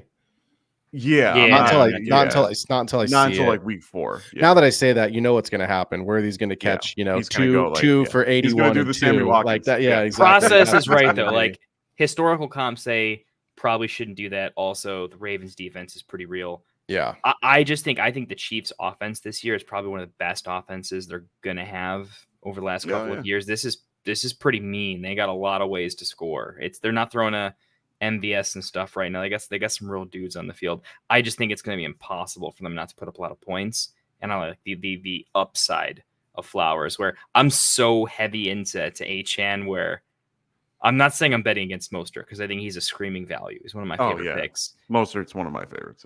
Yeah, it's like well, Mostert's ceiling is also still kind of crazy, but at the same time, like I'm gonna go with the younger player that's in what I feel is a better, like, super chalky matchup that has a chance to score an easy 20+ fantasy points, where Mostert, I mean, he can still get there, but I think I see touchdown regression. I see Mostert having a much more like even kill game. So he meant Zay Worthy and Xavier Worthy. Okay. Oh, I was like, I've never heard him called that. I've never heard that. So but it was a good discussion either way. I would start Mostert on the one piece of, I think Jacksonville has so many more weapons to cover in Miami. Oh yeah. Because if you look at the Ravens, you know what Lamar too. Yeah, like you know what Lamar Jackson, Chris Jones is a problem. Oh yeah. He is a problem. So it's Mark Andrews, it's Zay Flowers, and then it's kind of meh. Yeah. Right. So, and I do think that Miami can find ways, kind of like what they're talking about in Detroit. I think Miami can find ways to get Mostert and Achane on the field at the same time and maybe motion him out, line him up in the slot, similar to what they're talking about using Gibbs. But if you can come away from your draft with a hero RB, a secondary RB somewhere, and go grab Monty and Mostert as your RBs 3 and 4, it's a fantastic running back core right there. So I mean, Roth, I'm gonna don't worry, I'm gonna go back to you, Fletcher, because I actually wanted to throw a second little thing in there. But he says Mostert a keeper at the 9th round with a penalty. Or what 9th round penalty. What is the I'm assuming the 9th round is the keeper cost when he says penalty. I'm assuming so, yeah. I would keep Mostert in the 9th, yeah. Yeah, Kendall, same. I mean, I don't know who you're comparing him to, right? True. Like, usually if it's going to be this or that it's situation, him or right? that, yeah. If it's that or not keeping him at all, I mean, it's value, like, clearly. But what would you also be keeping? It'd be my question. Maybe we can. Yeah, that was going to be one of my other options. Yeah, Mostert right now is coming off the board as overall 70. He is going. If I meet him in person, I'm gonna be like his bud, man. This is gonna be cool. Mostert coming off the board is RB 25 right now, overall 76. Okay. So let me just do some simple math. Yeah, that's probably 6 rounds. You're getting a 3-round. You're getting a 3-round discount on Mostert. I would keep him in the 9th. Yeah. Yeah, I'm okay with that. He's still got 7th round ADP, right? Yeah, 6-7 rounds. Something like that. So Fletcher, the one thing that I wanted to bring up is, since you're asking about Xavier Worthy, D-Hop, and Mostert, the one thing that I would not do is play D-Hop. And beyond the fact that he's injured, he's going to be going against probably one of the most underrated cornerbacks in the league, and he is very good. I got to see Levis play a full game, 4 quarters before I'm. Oh, that too. I'll start Ridley, I guess, right? But I'll give Will Levis the benefit of the doubt. But with playing against that particular corner, he's a shutdown guy. I'm I'm talking about Jalen. I never get his last name right. It's Jackson or Johnson. Jalen For the Johnson. Bears. I think it's Jalen Yeah, Johnson. there we go. Yeah. He's shut down. He Yeah. will shut him down. So I'm Keenan not Allen really say I don't have a catch against him yet. Yeah, that's part. Well, of we'll combine the takes. Okay, here's what you do. Okay, you're gonna start. Don't Sorry, start. the way you Start said that was Mostert. perfect. We're gonna combine. Start Mostert. Yeah. Put a bunch of money on worthy anytime touchdown scorer. Okay. Yeah. Oh, yeah. This is how you sweep everything and feel real good. Yeah, 100%. So Rafi also wants to bring up the Chargers running back core. So think about your favorite Chargers running back at this point. He goes, speaking of injuries, guys, any faith in the Chargers running backs? They should be a heavy run team with John Harbaugh, but don't really have that guy. So is there any guy on the Chargers that you guys really like? Should we be targeting these guys as late round running backs, or are they? Yes. Yeah, I think they're all values. Yes. Literally every single one of them. Every single one? You guys I don't three? like Go ahead. the rookie. I don't like the rookie, but You don't like Vidal? No, I don't like Vidal. He's not a Okay. pass catcher. If I'm taking a No, late he's round a- shot, why would you be going for Vidal when you can go with Dylan Loeb, who can catch 10 passes? I'm not going to go with a rookie in a mixed backfield who he doesn't had a catch fumble passes. tonight. It's 16 ways to him not scoring 10 fantasy points. I don't like it. The other two guys. I think they're both going to be pretty fantasy relevant. So I just did 5 minutes monologue on don't call guys injury prone, and I'm not gonna go back on my You're own not going to take. do it? But it's not an injury prone thing. But like, look, J.K. They have Dobbins has had sustained- two He's permanently just injured, okay? massive injuries. So Yeah. so no, I don't want that. Right? I don't. I will take Anthony Richardson because what I saw. Anthony Richardson. Yes, because everyone's saying, "Oh, Anthony Richardson injury prone." Don't Oh, take Anthony that. Richardson. Oh, okay. I'll take Anthony Richardson because what I saw, Anthony Richardson put up numbers that Lamar Jackson only beat one time in a week. Okay. I just looked up his scores, and he was the QB4. He had 136-point week and 132-point week. Richardson put up a 31-point week, and then he was out for the season. My point being, give me Gus because he had 13 touchdowns last year. 100%. It's a Greg Roman system. Justin Herbert is going to be efficient, even if he's going to be a lower ceiling guy and he's going to be a high floor. They're not going to run it a ton. But I talked about this on my show last night. And in fact, I pulled my show doc if I need to. I just remember it. They have the 12th best offensive line. So not great. They have the 28th ranked defense. So this is not. Oh, their defense. I made this joke last night. I'll make it again. And if you're listening, sorry, you heard the joke twice. This ain't Jerry Jones math of we're the best team, so we get to pick in this round. No, Jerry, that's not how that works. Go sit down somewhere. They have the 28th, the Chargers, 28th best defense. So as much as they want to run, Yeah. they're not going to be able to do it this season. Maybe next year and in year 3, fine with Harbaugh. But if you get anywhere inside the red zone and anywhere inside the 5, I have 100% faith that ball's getting stuck in the belly of Gus Edwards and they're going to go pound it into the end zone. And that's how they're going to try and score touchdowns. So give me Gus. Because I think even as a late round guy, I still think he could get, I think he's going to flirt with, I think he's going to flirt with 10 touchdowns. Exactly. He could have more touchdowns than Derrick Henry. It could happen. He could. Oh, you know what? That could be one of my legitimate bullshits. I mean, look, it's not likely. We know it's not likely, but it's just extreme. He could he's got to regress 620, yards and 10 touchdowns. That's within the range of outcomes. And look, touchdowns win fantasy football games. Yeah, of course. 100%. That's it. Mm-hmm. And I'll say, just to add on to that take, I like that Dobbins goes late enough. He hasn't been steamed up too many rounds to where it's like, what are we doing? And he's my guy where I like to draft him in the second to last or last round. With a week 1, I know what his role is. It's easier to watch running back snaps and understand what they want to do with them. Wide receivers, it's tougher. You need a couple weeks to kind of figure it out, in my opinion. Week 1, I know situation to situation. That's a game I'm going to watch. And I'm going to figure out, is Dobbins worth keeping? Or is this just not a thing? I can get out of him very cheaply. That's why I like him. I don't like him because I think he's going to be a great NFL asset to them. I think Gus Bus is the clear fantasy value, but Dobbins is just cheap enough that I like him as a dart throw. Gus is going in the 11th round, 113 overall, RB 35. There is a caveat that I didn't say that I want to bring up, and then we can move to some of these other questions. I'm looking through the chat, and there's some good ones in there. Yeah. J.K. Dobbins was Greg Roman's guy prior to the injury. Oh, 100%. So if, and it's a large if. And he looks good with one leg somehow. So that's what I How mean. did he Like do that? It's That's a impossible. big if. But if he is fully healthy, I actually think he's going to be the guy going forward as they get later into the year. The question mark is he fully healthy? So I think Gus is flirting with double-digit touchdowns again, and I am okay being wrong if you know, Yeah, if 100%. Dobbins hits, I'll be the first one to say, hey, I was wrong, but that's too risky for me. Yeah, I don't mind him on deeper benches if you're looking to grab someone like Dobbins. But honestly, Gus Bus, top guy you want. He's the guy that you want in the Chargers, backfield. Vidal isn't horrible, but he's more of he's the one thing that he's really good at is pass blocking. And as much I understand that if you're blocking, you're not catching, but it means he's going to be on the field a little bit more on third down. He'll be involved a little bit more. They might try to involve him. We'll see what happens. But at the end of the day, Vidal is really just a really deep stash for Dynasty than he is for redraft. Yeah. I'm not touching him in redraft unless he's like my last pick and he's somebody that, you have a deep bench with like 7, or more or whatever. Yeah. So, and that's even a risk. It's hard for me because it gives me Dwayne McBride vibes.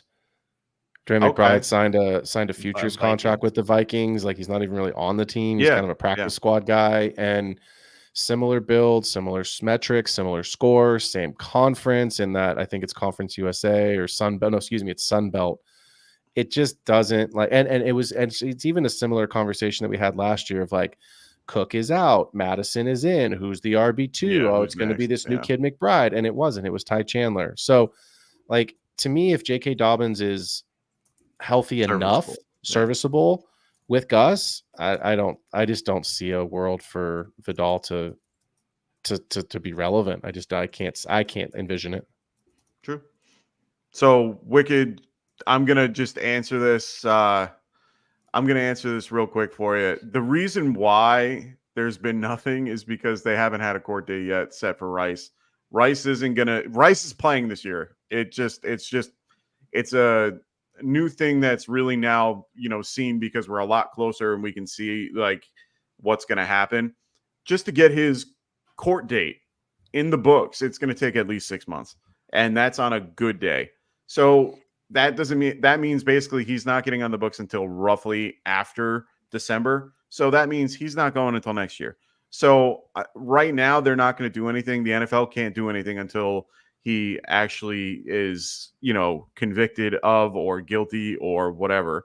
Zay Jones, it was a personal conduct type thing. That happened, I think, last year.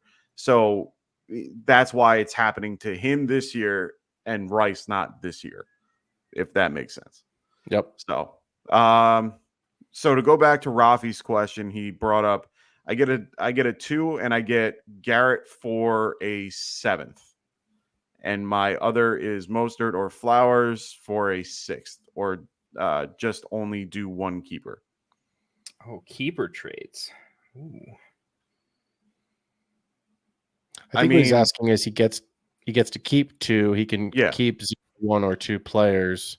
He gets to keep 1 or 2 for. I wouldn't keep Mostert for a 6th. No, that's above his ADP. You could draft him a round or 2 later. I would have Garrett at the 7th. Yeah, I mean, sure. Garrett's board at the 1-2 turn. He's going off his wide receiver 7-8 right now. So I would take Wilson at the 7th. Yeah. So let's move on to Ravens real quick and start wrapping this show up. We got Ravens goes, who's a better RB2 in half-point PPR? Ramondre Stevenson or Raheem Mostert? Yeah, I literally got to do a rankings check on this one. Honestly, this is a tough one. I'm going to lean Stevenson, and it's really just because he has no one else, really. Yeah, that's my lean. The only thing I will say as a caveat is Miami's going to score a shitload of points. So better offense. So there's going to be more opportunity, but it's like, you're right. Like, there is nobody else in New England. Yeah, he's got nobody behind him other than Antonio Gibson. If it was full, I would take Mostert. In half, yeah. I'll probably take Stevenson because I think with Achane and the receivers in Miami, Stevenson and Mostert probably have similar rushing touchdowns this season. Yeah. This is one where I think the it's not fool's gold. It's fine I think it's fine process question to say, hey, Mostert's on the significantly better offense, just bet on it. Yeah. But remember, we loved Ramondre, guys. We I liked loved him. Ramondre. Remember when him in the 10th round was like every fantasy analyst was all about that. In fact, we're like 10th, dude. I'm taking him in the 9th. You'll never find him in the 10th where he's supposed to go because I'm going to take him early. And then the Patriots sucked, and then things happened. I don't think Ramondre is bad at football. Sometimes you look worse on the field when your team's not that great, but he's still a very competent pass catcher. They gave him a 3-year deal. I remember watching him on the field. He played good football. He seemed to have a lot of skill and a lot of vision. He could get an extra 2 yards when it wasn't there. Yeah. He's had some sick runs where it's like, dude, you can take a beating and keep it. He's got that slipperiness like Kamara, where he can't make somebody fully miss, but he can just slip on by. I think he's quite good. I don't love that the guy behind him is also a pass catcher. Well, but see, that's I the also thing, think they're though. both going to be pretty reasonable. I think Mostert's they're going to the eat league into each winner, other a right? little bit. Ramondre is not a top 12 guy ever for me, where Mostert's done it before. But in the general range of outcomes, I think I'm taking Ramondre most of the time. If my league is hyper competitive, though, and I don't love my draft slot, I'm going with Mostert as the Hail Mary. This can rescue my draft if he hits a ceiling outcome. So if your draft sucks, go with the Hail Mary. If you're drafting well, just don't lose your draft. Take Ramondre. I think that's my nuanced take. Yeah. I mean, couldn't have said it better. I mean, right now, Ramondre is the guy. Antonio Gibson isn't really a threat, in my opinion. Yeah. Right now, Mostert does have a chain to kind of eat into what he does. It's part of their offense. He also has other guys like Waddle and Hill. They all got to eat. I mean, Ramondre is the only guy that I can possibly think of other than, the couple of guys that you guys like with Baker and Polk over there in New England. I'm just going to be so bad, though. They're just going to be really bad. They're going to be so bad. I think they'll flash a game or two later in the year, Yeah. but the season culmination is not going. They'll go down. They'll go beat Miami to knock them out of a playoff spot. You know what I mean? Yeah. Like they'll do something. They'll do something stupid yeah. like that. Like they'll lose to the Jaguars like 80-0, and then they'll go beat Miami the next week. Yeah, for sure. So, So Wicked goes. I think the Chargers will have some of the harshest growing pains, but could very interesting how they approach running backs the next draft. Of course, we're going to see how that turns out now that Jim is there long term. Rafi goes, oh, crap. I think I can get Chuba for a last round pick since he was a waiver pick. I think that's my second keeper lock. And he laughs. Yeah, don't keep Chuba. please don't keep Chuba. Yeah, please don't. Don't Please waste a keeper on that. Then we got Wicked going. Maybe Aaron Jones gave Dobbins some of the juice when they were rehabbing together. Maybe. It could be vice versa. Though, Maybe too. Dobbins ran for a touchdown on one leg. I've never seen someone do that shit before. That Maybe Dobbins needs to go in that dark room therapy or whatever Aaron Rodgers does for Take a some week. mushrooms and enjoy. Exactly. Yeah. Wicked goes. Ty Chandler, ultimate handcuff. I like Ty Chandler this season. I'll be honest. I've actually been taking him in a few spots recently just because it's more, let me just say this. It's more of a negative Aaron Jones than a pro Ty Chandler thing. 100%. Because I just don't have any faith like James Conner, right? Like Mostert. Sorry, I know Victoria's going to be mad at me for saying this, but like Achane, like these guys miss games. And that's okay. They're going to miss games. Aaron Jones is going to give you one of those crazy 120 yards, 3 touchdowns, and then he's not going to play for 4 weeks. And you've got Sam Darnold as the quarterback for the season. I know KOC wants to chuck it a ton, but like Ty Chandler was really competent last year. I know he beat Alexander Madison out of the job, which is sort of like taking candy from a baby because apparently Alexander Madison is just not good at football anymore. Mm-hmm. I kind of like Ty Chandler. And again, it's mostly a negative Aaron Jones thing. So we'll see what happens. Yeah, he's not bad. I don't love that he has less standalone value than I would like compared to some of the guys around him. And I'm thinking specifically Jaleel McLaughlin goes off the board later than him and has more standalone value. So I think I do like he should be labeled as what he is, which is a handcuff. I think people get a little too carried away about like Aaron Jones isn't a workhorse anymore. He's going to, Ty Chandler's going to get on the field a lot.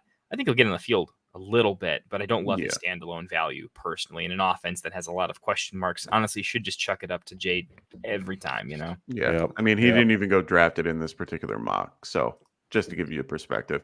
So we got Z Money in the house. What's going on, Z Money? Great to have you here. I hope we can help you with this question. He has the 10th pick in a 10-man PPR. Any advice? This is his first year. Well, congratulations. I'm glad that you're getting into this. So what do you guys have to give him as advice for the 10th pick? I mean, it's Kendall and I'll probably agree on this. I'll do it in 10 seconds. You need to come away with a wide receiver one, the best you can get in that spot. You're looking at Puka, Drake London, Garrett Wilson, Marvin Harrison Jr., those kinds of players. I'm assuming that this is a single quarterback league and not Superflex. Okay. So in single quarterback, you need to get the best wide receiver you can get there at the turn. And then I would come away with one of the hero RBs. Yeah. If you don't make the mistake of passing on RB. Yep. If you can get JT, if you can get Saquon, then I would grab one of those two guys. They should both be available at the turn. Don't overthink it. They're both elite. And if you're nervous about it, take the running back first, because I do think that tier of wide receiver is pretty flat. Not until you get into the mid to early second round. And that's in 12 teams. So in this, it's definitely flat for sure. Yeah. And it's also based on how many wide receivers too. But in this particular case, you're on the turn. Just get an elite tight end. Get one of each, and then you can pretty much, make the rest as you go. I mean, you have probably an opportunity for a guy like AJ Brown, Puka. Potentially. Yeah, potentially. I mean, there's no guarantee there. But guys like AJ Brown, Marvin Harrison, Puka Nacua, Drake London, Devontae Adams. Chris Olave, Adams will be there. Yeah. So, I mean, honestly, you have a lot of options at wide receiver. You're probably going to have less options at running back. Maybe Gibbs falls. We'll see. But it's one of those things where, if you have Jonathan Taylor there, grab him and run. He'll be there. That's the hope. He'll be there. Yeah, unless your league does something funky with running backs. I would imagine Brees and Bijan go before you're on the clock, but I would safely assume Barkley will be there. Yeah, I mean, Barkley was going to be the next one. I mean, honestly, the one thing, it's also based on the type of league. If it's 2 running back, 2 wide receiver, there's a higher probability that less running backs will be available at that point, and you'll have a little bit more room for wide receiver. But at this point, like I said, you're like both Phil and Kendall both said, take the best running back, best wide receiver. In 10 team in particular, especially. The onesies matter a little bit more. You don't want, it's hard to win a season without winning out pretty big at one of those positions where you're at in the draft. It's going to be tough at tight end. If you get lucky, you might have like a Kincaid fall to you, but he's pretty hype and most people know he won't get back to you. If I'm looking go take Jake Ferguson in the 7th and you'll have a league winner. There you go. Hey, honestly, let's go wait a little bit on it and hope he gets to the 7th and grab him there. That's another, good thing to go with. I think we're saying hero RB. Just go hero RB. Yeah. Try to take at least one elite onesie. Don't fade them both. You're going to get value. You're going to get value no matter what in 10 team. Yeah. 100%.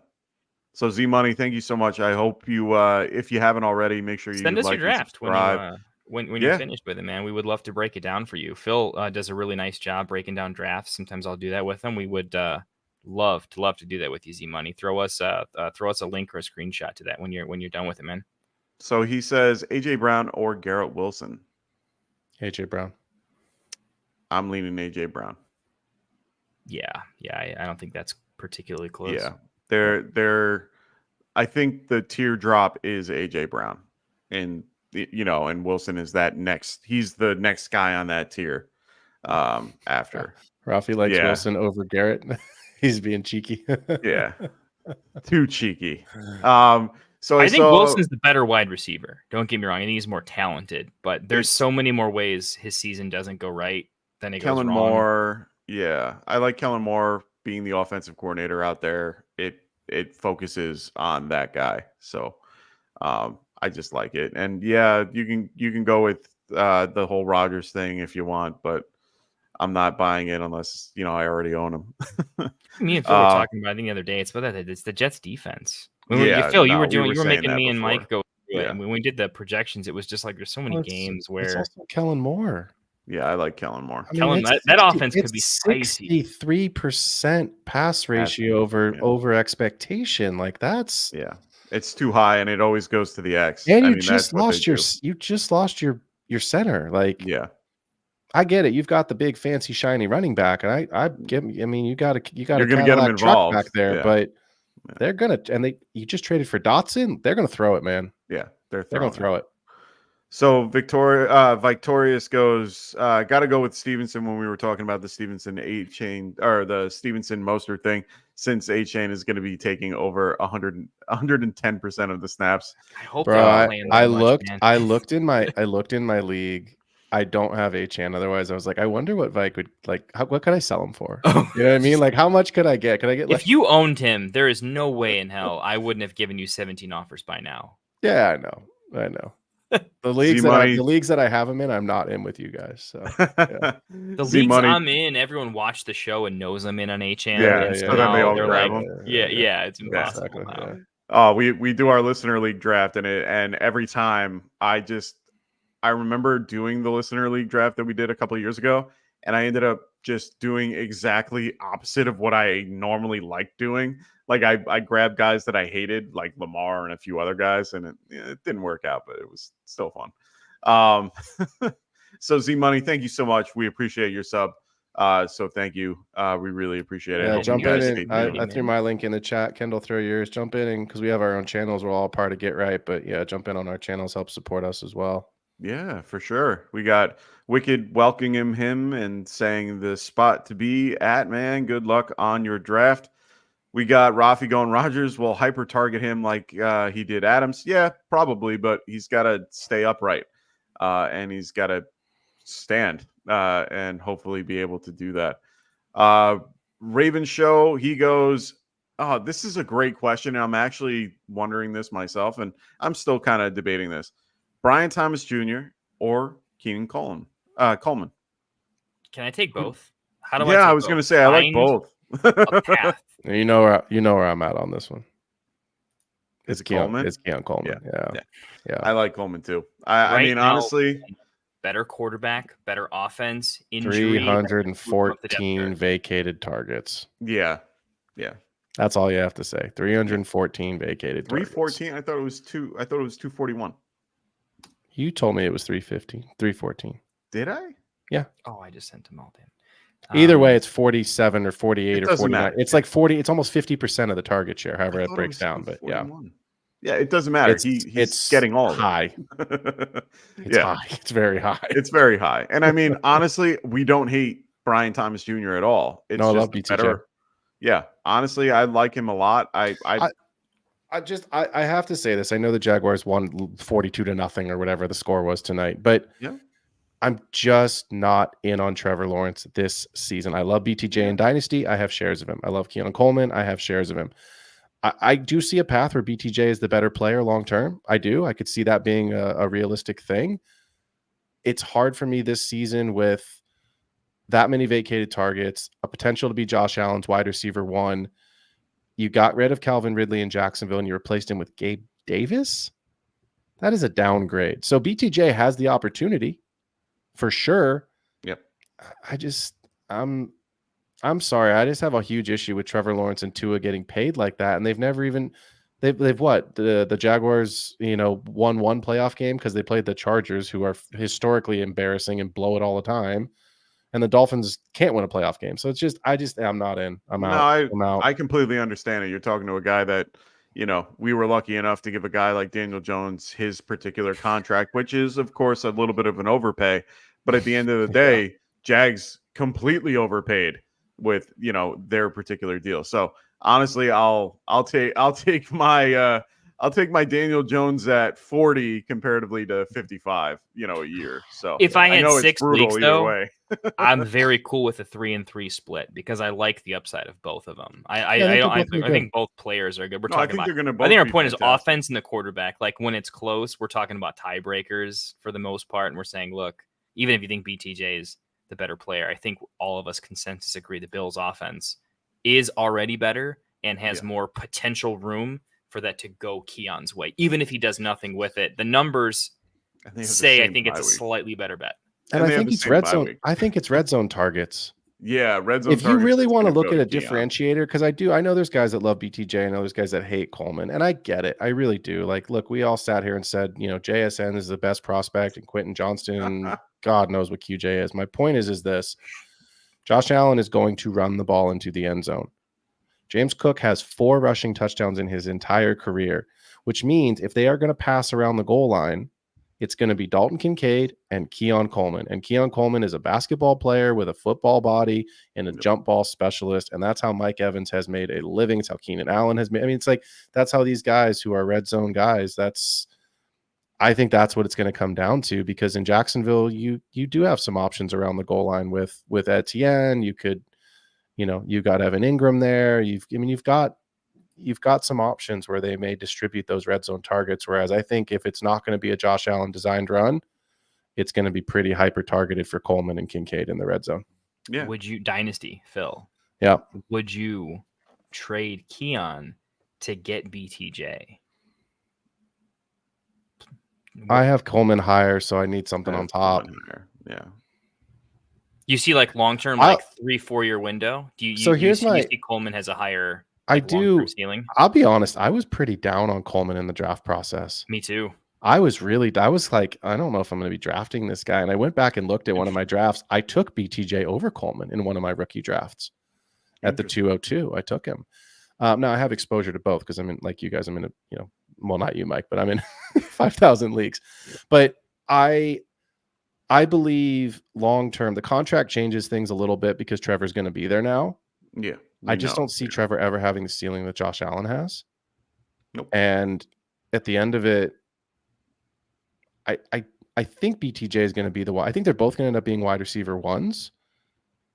I just project Coleman's going to have the higher ceiling if they both hit. If one of them misses, then you're screwed. That's it. You're done. Like that's just how it goes. But if they both hit, I just think Curtis Samuel's a short-term rental. Khalil Shakir is. I mean, look, they're fine players. I have exposure to those guys. I took in one of our leagues, guys. I took Khalil Shakir, and I think in our charity league, I took Shakir late on, and I'm very excited about him for this season. Yeah, but they traded the Bills a couple years ago to go get Stephon Diggs because he was an alpha. Oh yeah, and then they sent him away.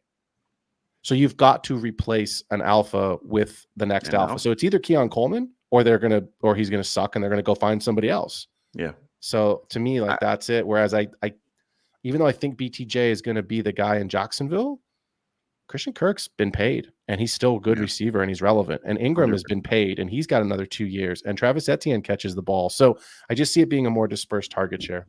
Yeah, I mean, honestly, over that 2 to 3 year window. He's your guy, though. I mean, you're the same way I'm in on HN. I thought you said Richardson. I was like, no. I have not gone into the camp and stuck the flag in the ground there on Coleman. I do like him a lot, but I'm pretty sure Rasta has my pink slip ready to go. If Richardson busts, like I have fun knowing you guys. If Richardson busts, I'm coming to your house for suicide prevention watch, brother. I'm gonna be there. I'm gonna make sure with the woo-saw. Yeah. No, I like Coleman a lot. I mean, he just has the build of an X receiver and that alpha. I mean, 6'4", 215. I mean, honestly, he's the guy that I like a little bit more. I see what Phil sees in what he could be. Kirk is still there. Gabe Davis, as much as you guys want to maybe talk him down, he is somebody that will kind of absorb and get some targets. And Evan Ingram is still there, and Evan Ingram is going to get a good majority of their particular workload. I mean, he got, I think, 34% of their targets last season, or roughly that number. I mean, he was, I think it was 149 targets that he got last season. So, I mean, honestly, Brian Thomas is a very talented wide receiver. It's just going to take him a minute to get to where he needs to be. I don't think it's this season. And like you said, Trevor Lawrence does not have the ceiling for what Josh Allen could give Keon Coleman. So honestly, Keon, I think, is stepping into the one role right away. I think they're trying to put him right there. Curtis Samuel is definitely a rental. He is not somebody that is going to be your number one. If you think in any world that Curtis Samuel is the number one for the Buffalo Bills, we need to talk. I mean, we need to really get you some help. Because I'm telling you now, Curtis Samuel he's had 2 healthy seasons in his career. And he's hurt right now. He's banged up right now. let's just call a spade a spade. I mean, it is what it is. At this point, Shakir is going to be viable. He's going to be involved. He's probably 4 or 5 on that pecking order. They're still going to use Dawson Knox too. They're going to be in 12 personnel 12 personnel 12, most of the time because they will involve Dawson Knox. He's still there. He's still a good tight end. Kincaid's probably a little bit better because he's a little bit more of an inline guy, and they can bring him out wide. So, I mean, honestly, we got to turn down the hype a little bit on Curtis Samuel a little bit. I don't want to bring up Coleman too much, but I want him to get his day in the sun. I mean, he definitely needs it. Look, the 10,000-foot view is we're talking about redraft here. We got into a dynasty 100%. Conversation realistically. Yeah. The important thing, the long-term runs on both could be pretty far apart. And so getting it right in dynasty is a significantly more of a risk reward situation, and getting it right should take some analysis, right? However, we're talking about redraft. The bigger takeaway, especially if you do multiple, redrafts, we're doing a tournament right now. So we're talking a lot of game theory. That round has a lot of talent. That's still the round that McConkey and Addison go in. We like a lot of players in that round. The reason that I think me and Phil have talked about this before, and I think, Mike, I know you tend to be, you like hero and superhero RB. You just tend to be a little bit RB heavy in general at the top. Yeah. What that unlocks this year and why I like it in particular, and I think me and Phil have talked about it, is that it gives you that rounds 4 through 8 have 4 through 7 in particular for me. 8 still, maybe if something falls, are just chalk. Everything feels great. I don't want to take a running back there because it's all wide receivers are these guys. And if I can take a Ladd, a BTJ, or a Keon, I want exposure to all of them, but the bigger mistake is not taking any of them. Get exposure to them because they could be they're good floor, good role, has league winning upside in how they could outproduce their ADP in a big way. But it's less about this guy over that guy and more about find a way to build so you can hit that range more consistently. Yeah. And you're going to have exposure to what we feel is a range that's going to pay off its ADP. Yeah. 100%. Now, I like Wicked's question here because this is actually one I was thinking about a couple days ago. Do you guys foresee any wide receiver in this particular draft class having a bust season like Quentin Johnston? Can I still just say Quentin Johnson? No. Let's throw the rookie. The rookie bust class harder this year than he did last year. Shit, well, I have one guy because you'll be playing in what's the Rocks League, the XF, no, not the XF, whatever they call it. Yeah, he's gonna be playing on that league. Yeah, I have one guy in mind. I'll give you guys a minute to think about yours. My guy, if I had to guess in any shape, way, or form, it feels like Xavier Worthy. Yep, I could be wrong, and I'll be the first one to admit when I am. But to be honest, he's a track guy. He's a 9 route, which essentially is what Quentin Johnston was, and just bigger. And that's the problem. I mean, if he can outrun everybody, fantastic. I mean, good for him if he can outrun those safeties when everybody knows that they're going to just put a 2-deep shell, and that's what they're going to do. I'm at the point here where he's not somebody that I think is going to last long. And I'm just out on Xavier Worthy. I think he's somebody I'm willing to be wrong about.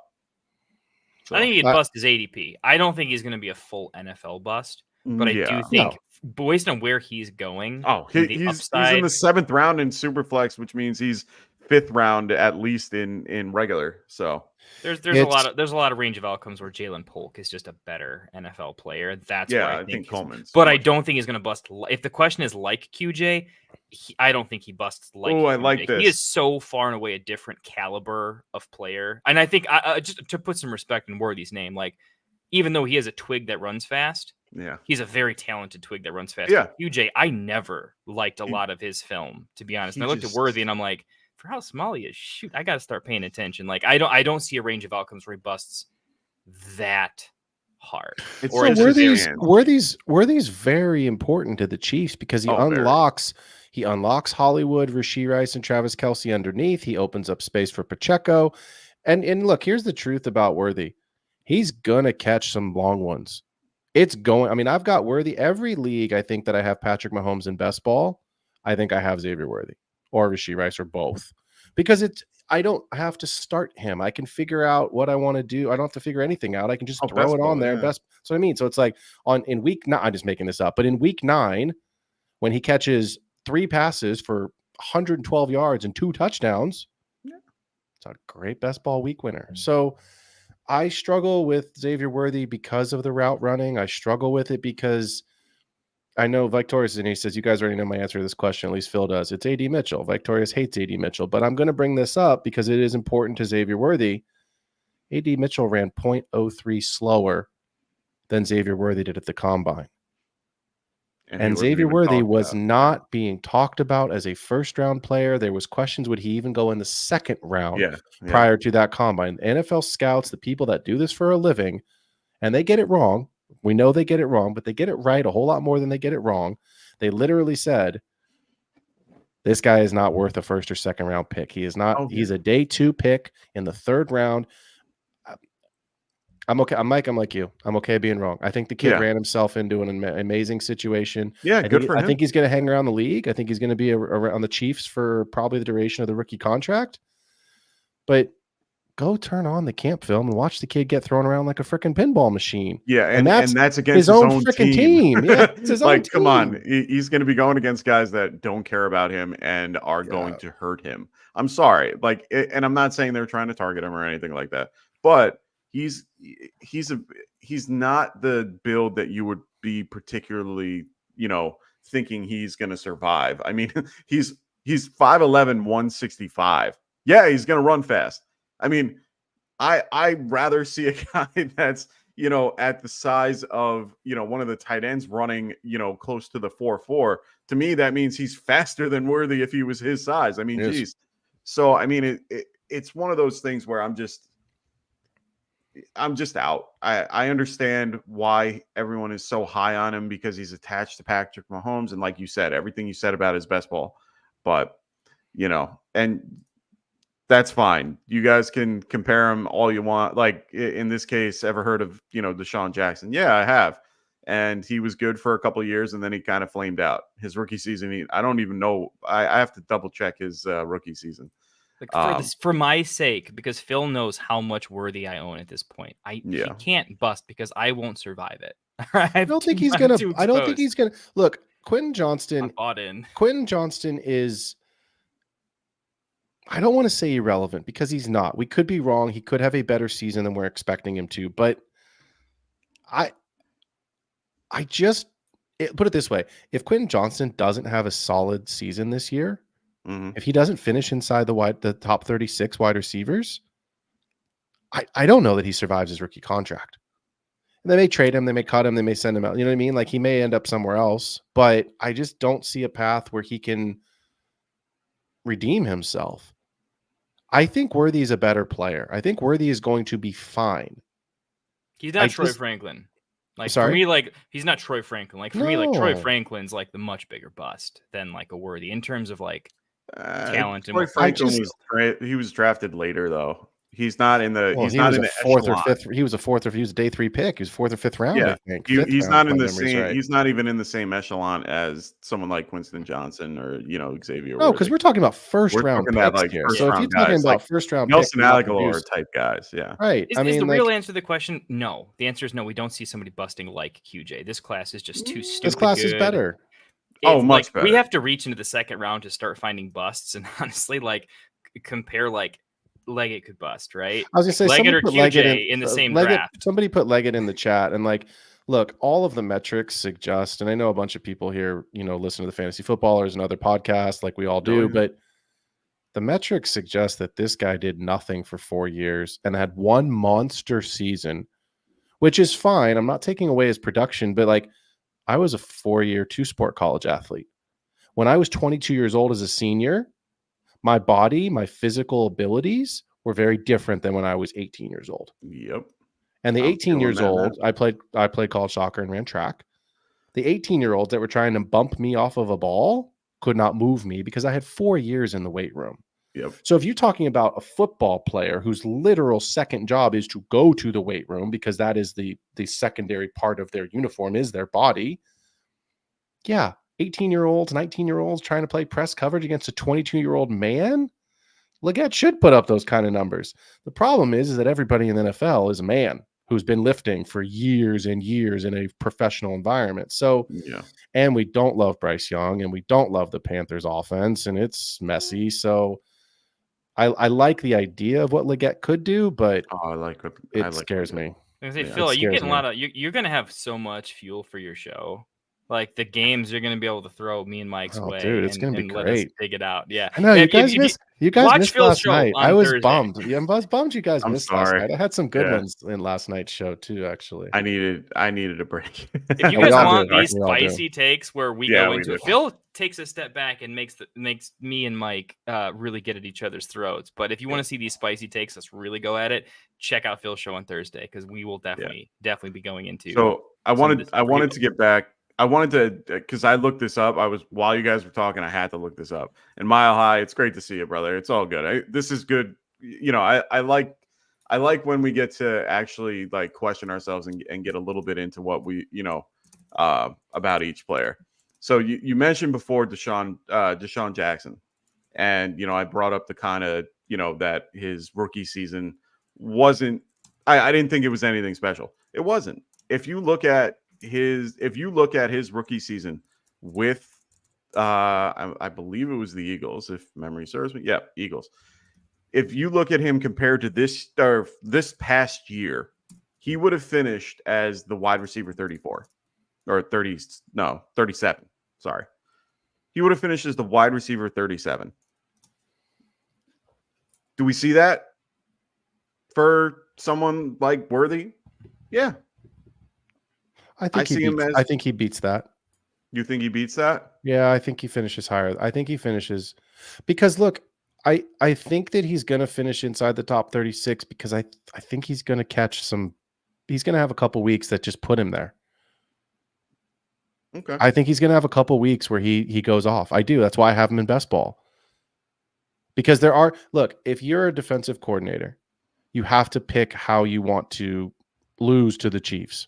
Do you want Kelsey to beat you? Do you want, Rashee, right? Like, so it's like, okay, who's going to beat us today? Because if you take away in a too high cover 2, right? Mm-hmm. What are you opening up? You're opening up the entire underside of the field. You want Kelsey against a linebacker? You know what I mean? So it's like, I see a world where it's like, pick your poison. So if I'm saying, okay, I know Kelsey, I've seen him for whatever, 10 years or 12 years, however freaking long he's been in the league. Yeah. And now look, Pacheco's going at like the 3rd round right now. So from a real life perspective, he is the RB1 there. So obviously he's, going to be game planned for. Yeah.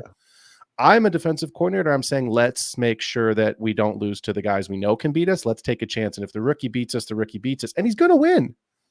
He is faster than everybody else. He's going to score 60, 70, 80-yard touchdowns because he can run that far and Mahomes can throw it that far. So I don't think he'll volume his way to a wide receiver 3 season. I think it's like a really, I know people are going to hate me for saying this. Yeah. It's boom bust, but it's like a really nice version of Gabe Davis. Yeah. Oh, no. That's what it is. That's my opinion on it. It's like a, he's a smaller Gabe Davis. Yeah, and but like honestly, that's what Gabe Davis does. He goes, 3 for 13 and 4 for 28 and 3 for 26 and then 4 for 133 and 2. Like that's what he does. That's what Worthy's going to do. Yeah, and Mile High is correct. I mean, honestly, that's a lot. Yeah, that's literally what I was just saying. Yeah, so it's like if you're going to take away Worthy, that's what you're giving up. Okay, great. We took Worthy away. He can't beat us, but now I got to deal with these 2 guys. Kelsey's the sneaky problem here. Yeah, I mean, honestly, the answer to the question is go draft Travis Kelsey for one last ride off into the ADP sun. Just passed up his last Laporta, I think, in I saw posted redraft stuff, and I'm like, oh, it's over because Kelsey was my value after Laporta for a while in redraft. Yeah. That's unfortunate. I just see for me, the guys that I want in Kansas City is Rice and Kelsey. I don't want. Agreed. I mean, until Hollywood's healthy, I don't really, want him, and Worthy just doesn't do anything for me. So I know that there's a bunch of other stuff in the chat. I'm sorry, guys. We need to wrap this up. It is getting very late. I think we got shows every day of the week in season, so there'll be plenty of us. We will be around. We are going to be here 7 days a week starting September 6th. So make sure you guys keep an eye out. I already kind of went through the schedule, but like I said, 7 days a week. Just keep an eye out. Put your notifications on. Make sure you guys are subbed and liking the videos as well. You'll get you guys. The more you guys do that, it puts our videos out there. It puts our live out there to get more people involved, like Z Money, who joined us today. So thank you so much, Z Money, for your sub. Make sure you guys are subbing to Phil's channel as well, and also Kendall's channel. I know he'll throw his in there in a few minutes. But make sure you guys check out both of these guys over here. I mean, come on. This is what you get in there. I mean, these guys, A1 steak sauce. I love it. These guys are fantastic. Oh, there we go. Giving it to you from everywhere. So guys, all chat on there, Kendall. Yeah, that's why I left.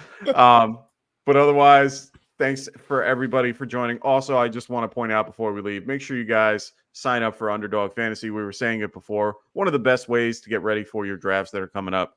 Get into a best ball league for $3 with Underdog. I mean, it's $3 and it gives you an opportunity to be involved with guys that actually care about their league. It's almost sometimes better than a mock draft. Use promo code GetRight when you guys sign up.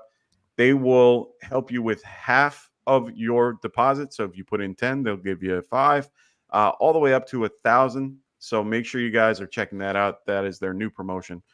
So make sure you guys are doing that and signing up. Use promo code GetRight. All right, boys and girls, I really do appreciate it. Look at this. We get thank you, handsome facial hair gentlemen. I mean, damn, I got to grow mine out. Winning stream. We really do appreciate it. So thank you all for joining us. Make sure you guys check us out on Monday for the results of our mock draft. We will be letting you guys know who the top 3 were and who the finalists are going to be for our particular, mock or tournament and our mock of champions. So stay tuned for all that. So for everybody here at Get Right, we got our 2 boys here, Phil and Kendall. Thank you for joining me tonight. I really do appreciate you guys coming out. For Rasta, for Frank, for Dustin. Really appreciate all you guys. Oh, and Tycoon. I miss Tycoon. All right, boys. I hope you have a wonderful rest of your night. Everyone have a wonderful rest of your day, morning, whenever you guys. Good luck in your drafts this weekend. This we're in it. We're in it now, fellas. Good luck to everybody. Screenshots. Drop your draft screenshots. We will rank them. Yep. We'll throw some stuff on them. We're crazy about it. Let's talk about it in our sleeper channel. And if you aren't already following these 2 on X, make sure you guys do. They are the extra point. It's under at P Ruskin, and then we have Kendall. It's under at Kendall TFFT. There we go. Check out any of my videos. Look at the description. You'll see all of our stuff. Yeah, all of our stuff is in the description. So make sure you guys are looking at that as well. Also, join our sleeper channel. I know I already kind of said goodbye, but make sure you guys check out our sleeper channel. It's really good, and got these 2 in there. Got a bunch of other people as well. So make sure you guys check us out there. All right, for everybody, I'm wrapping this up. I'll see you guys soon. Peace. Take care. Peace. Wanted to write fantasy is the play. Marking nothing, but I tuned it.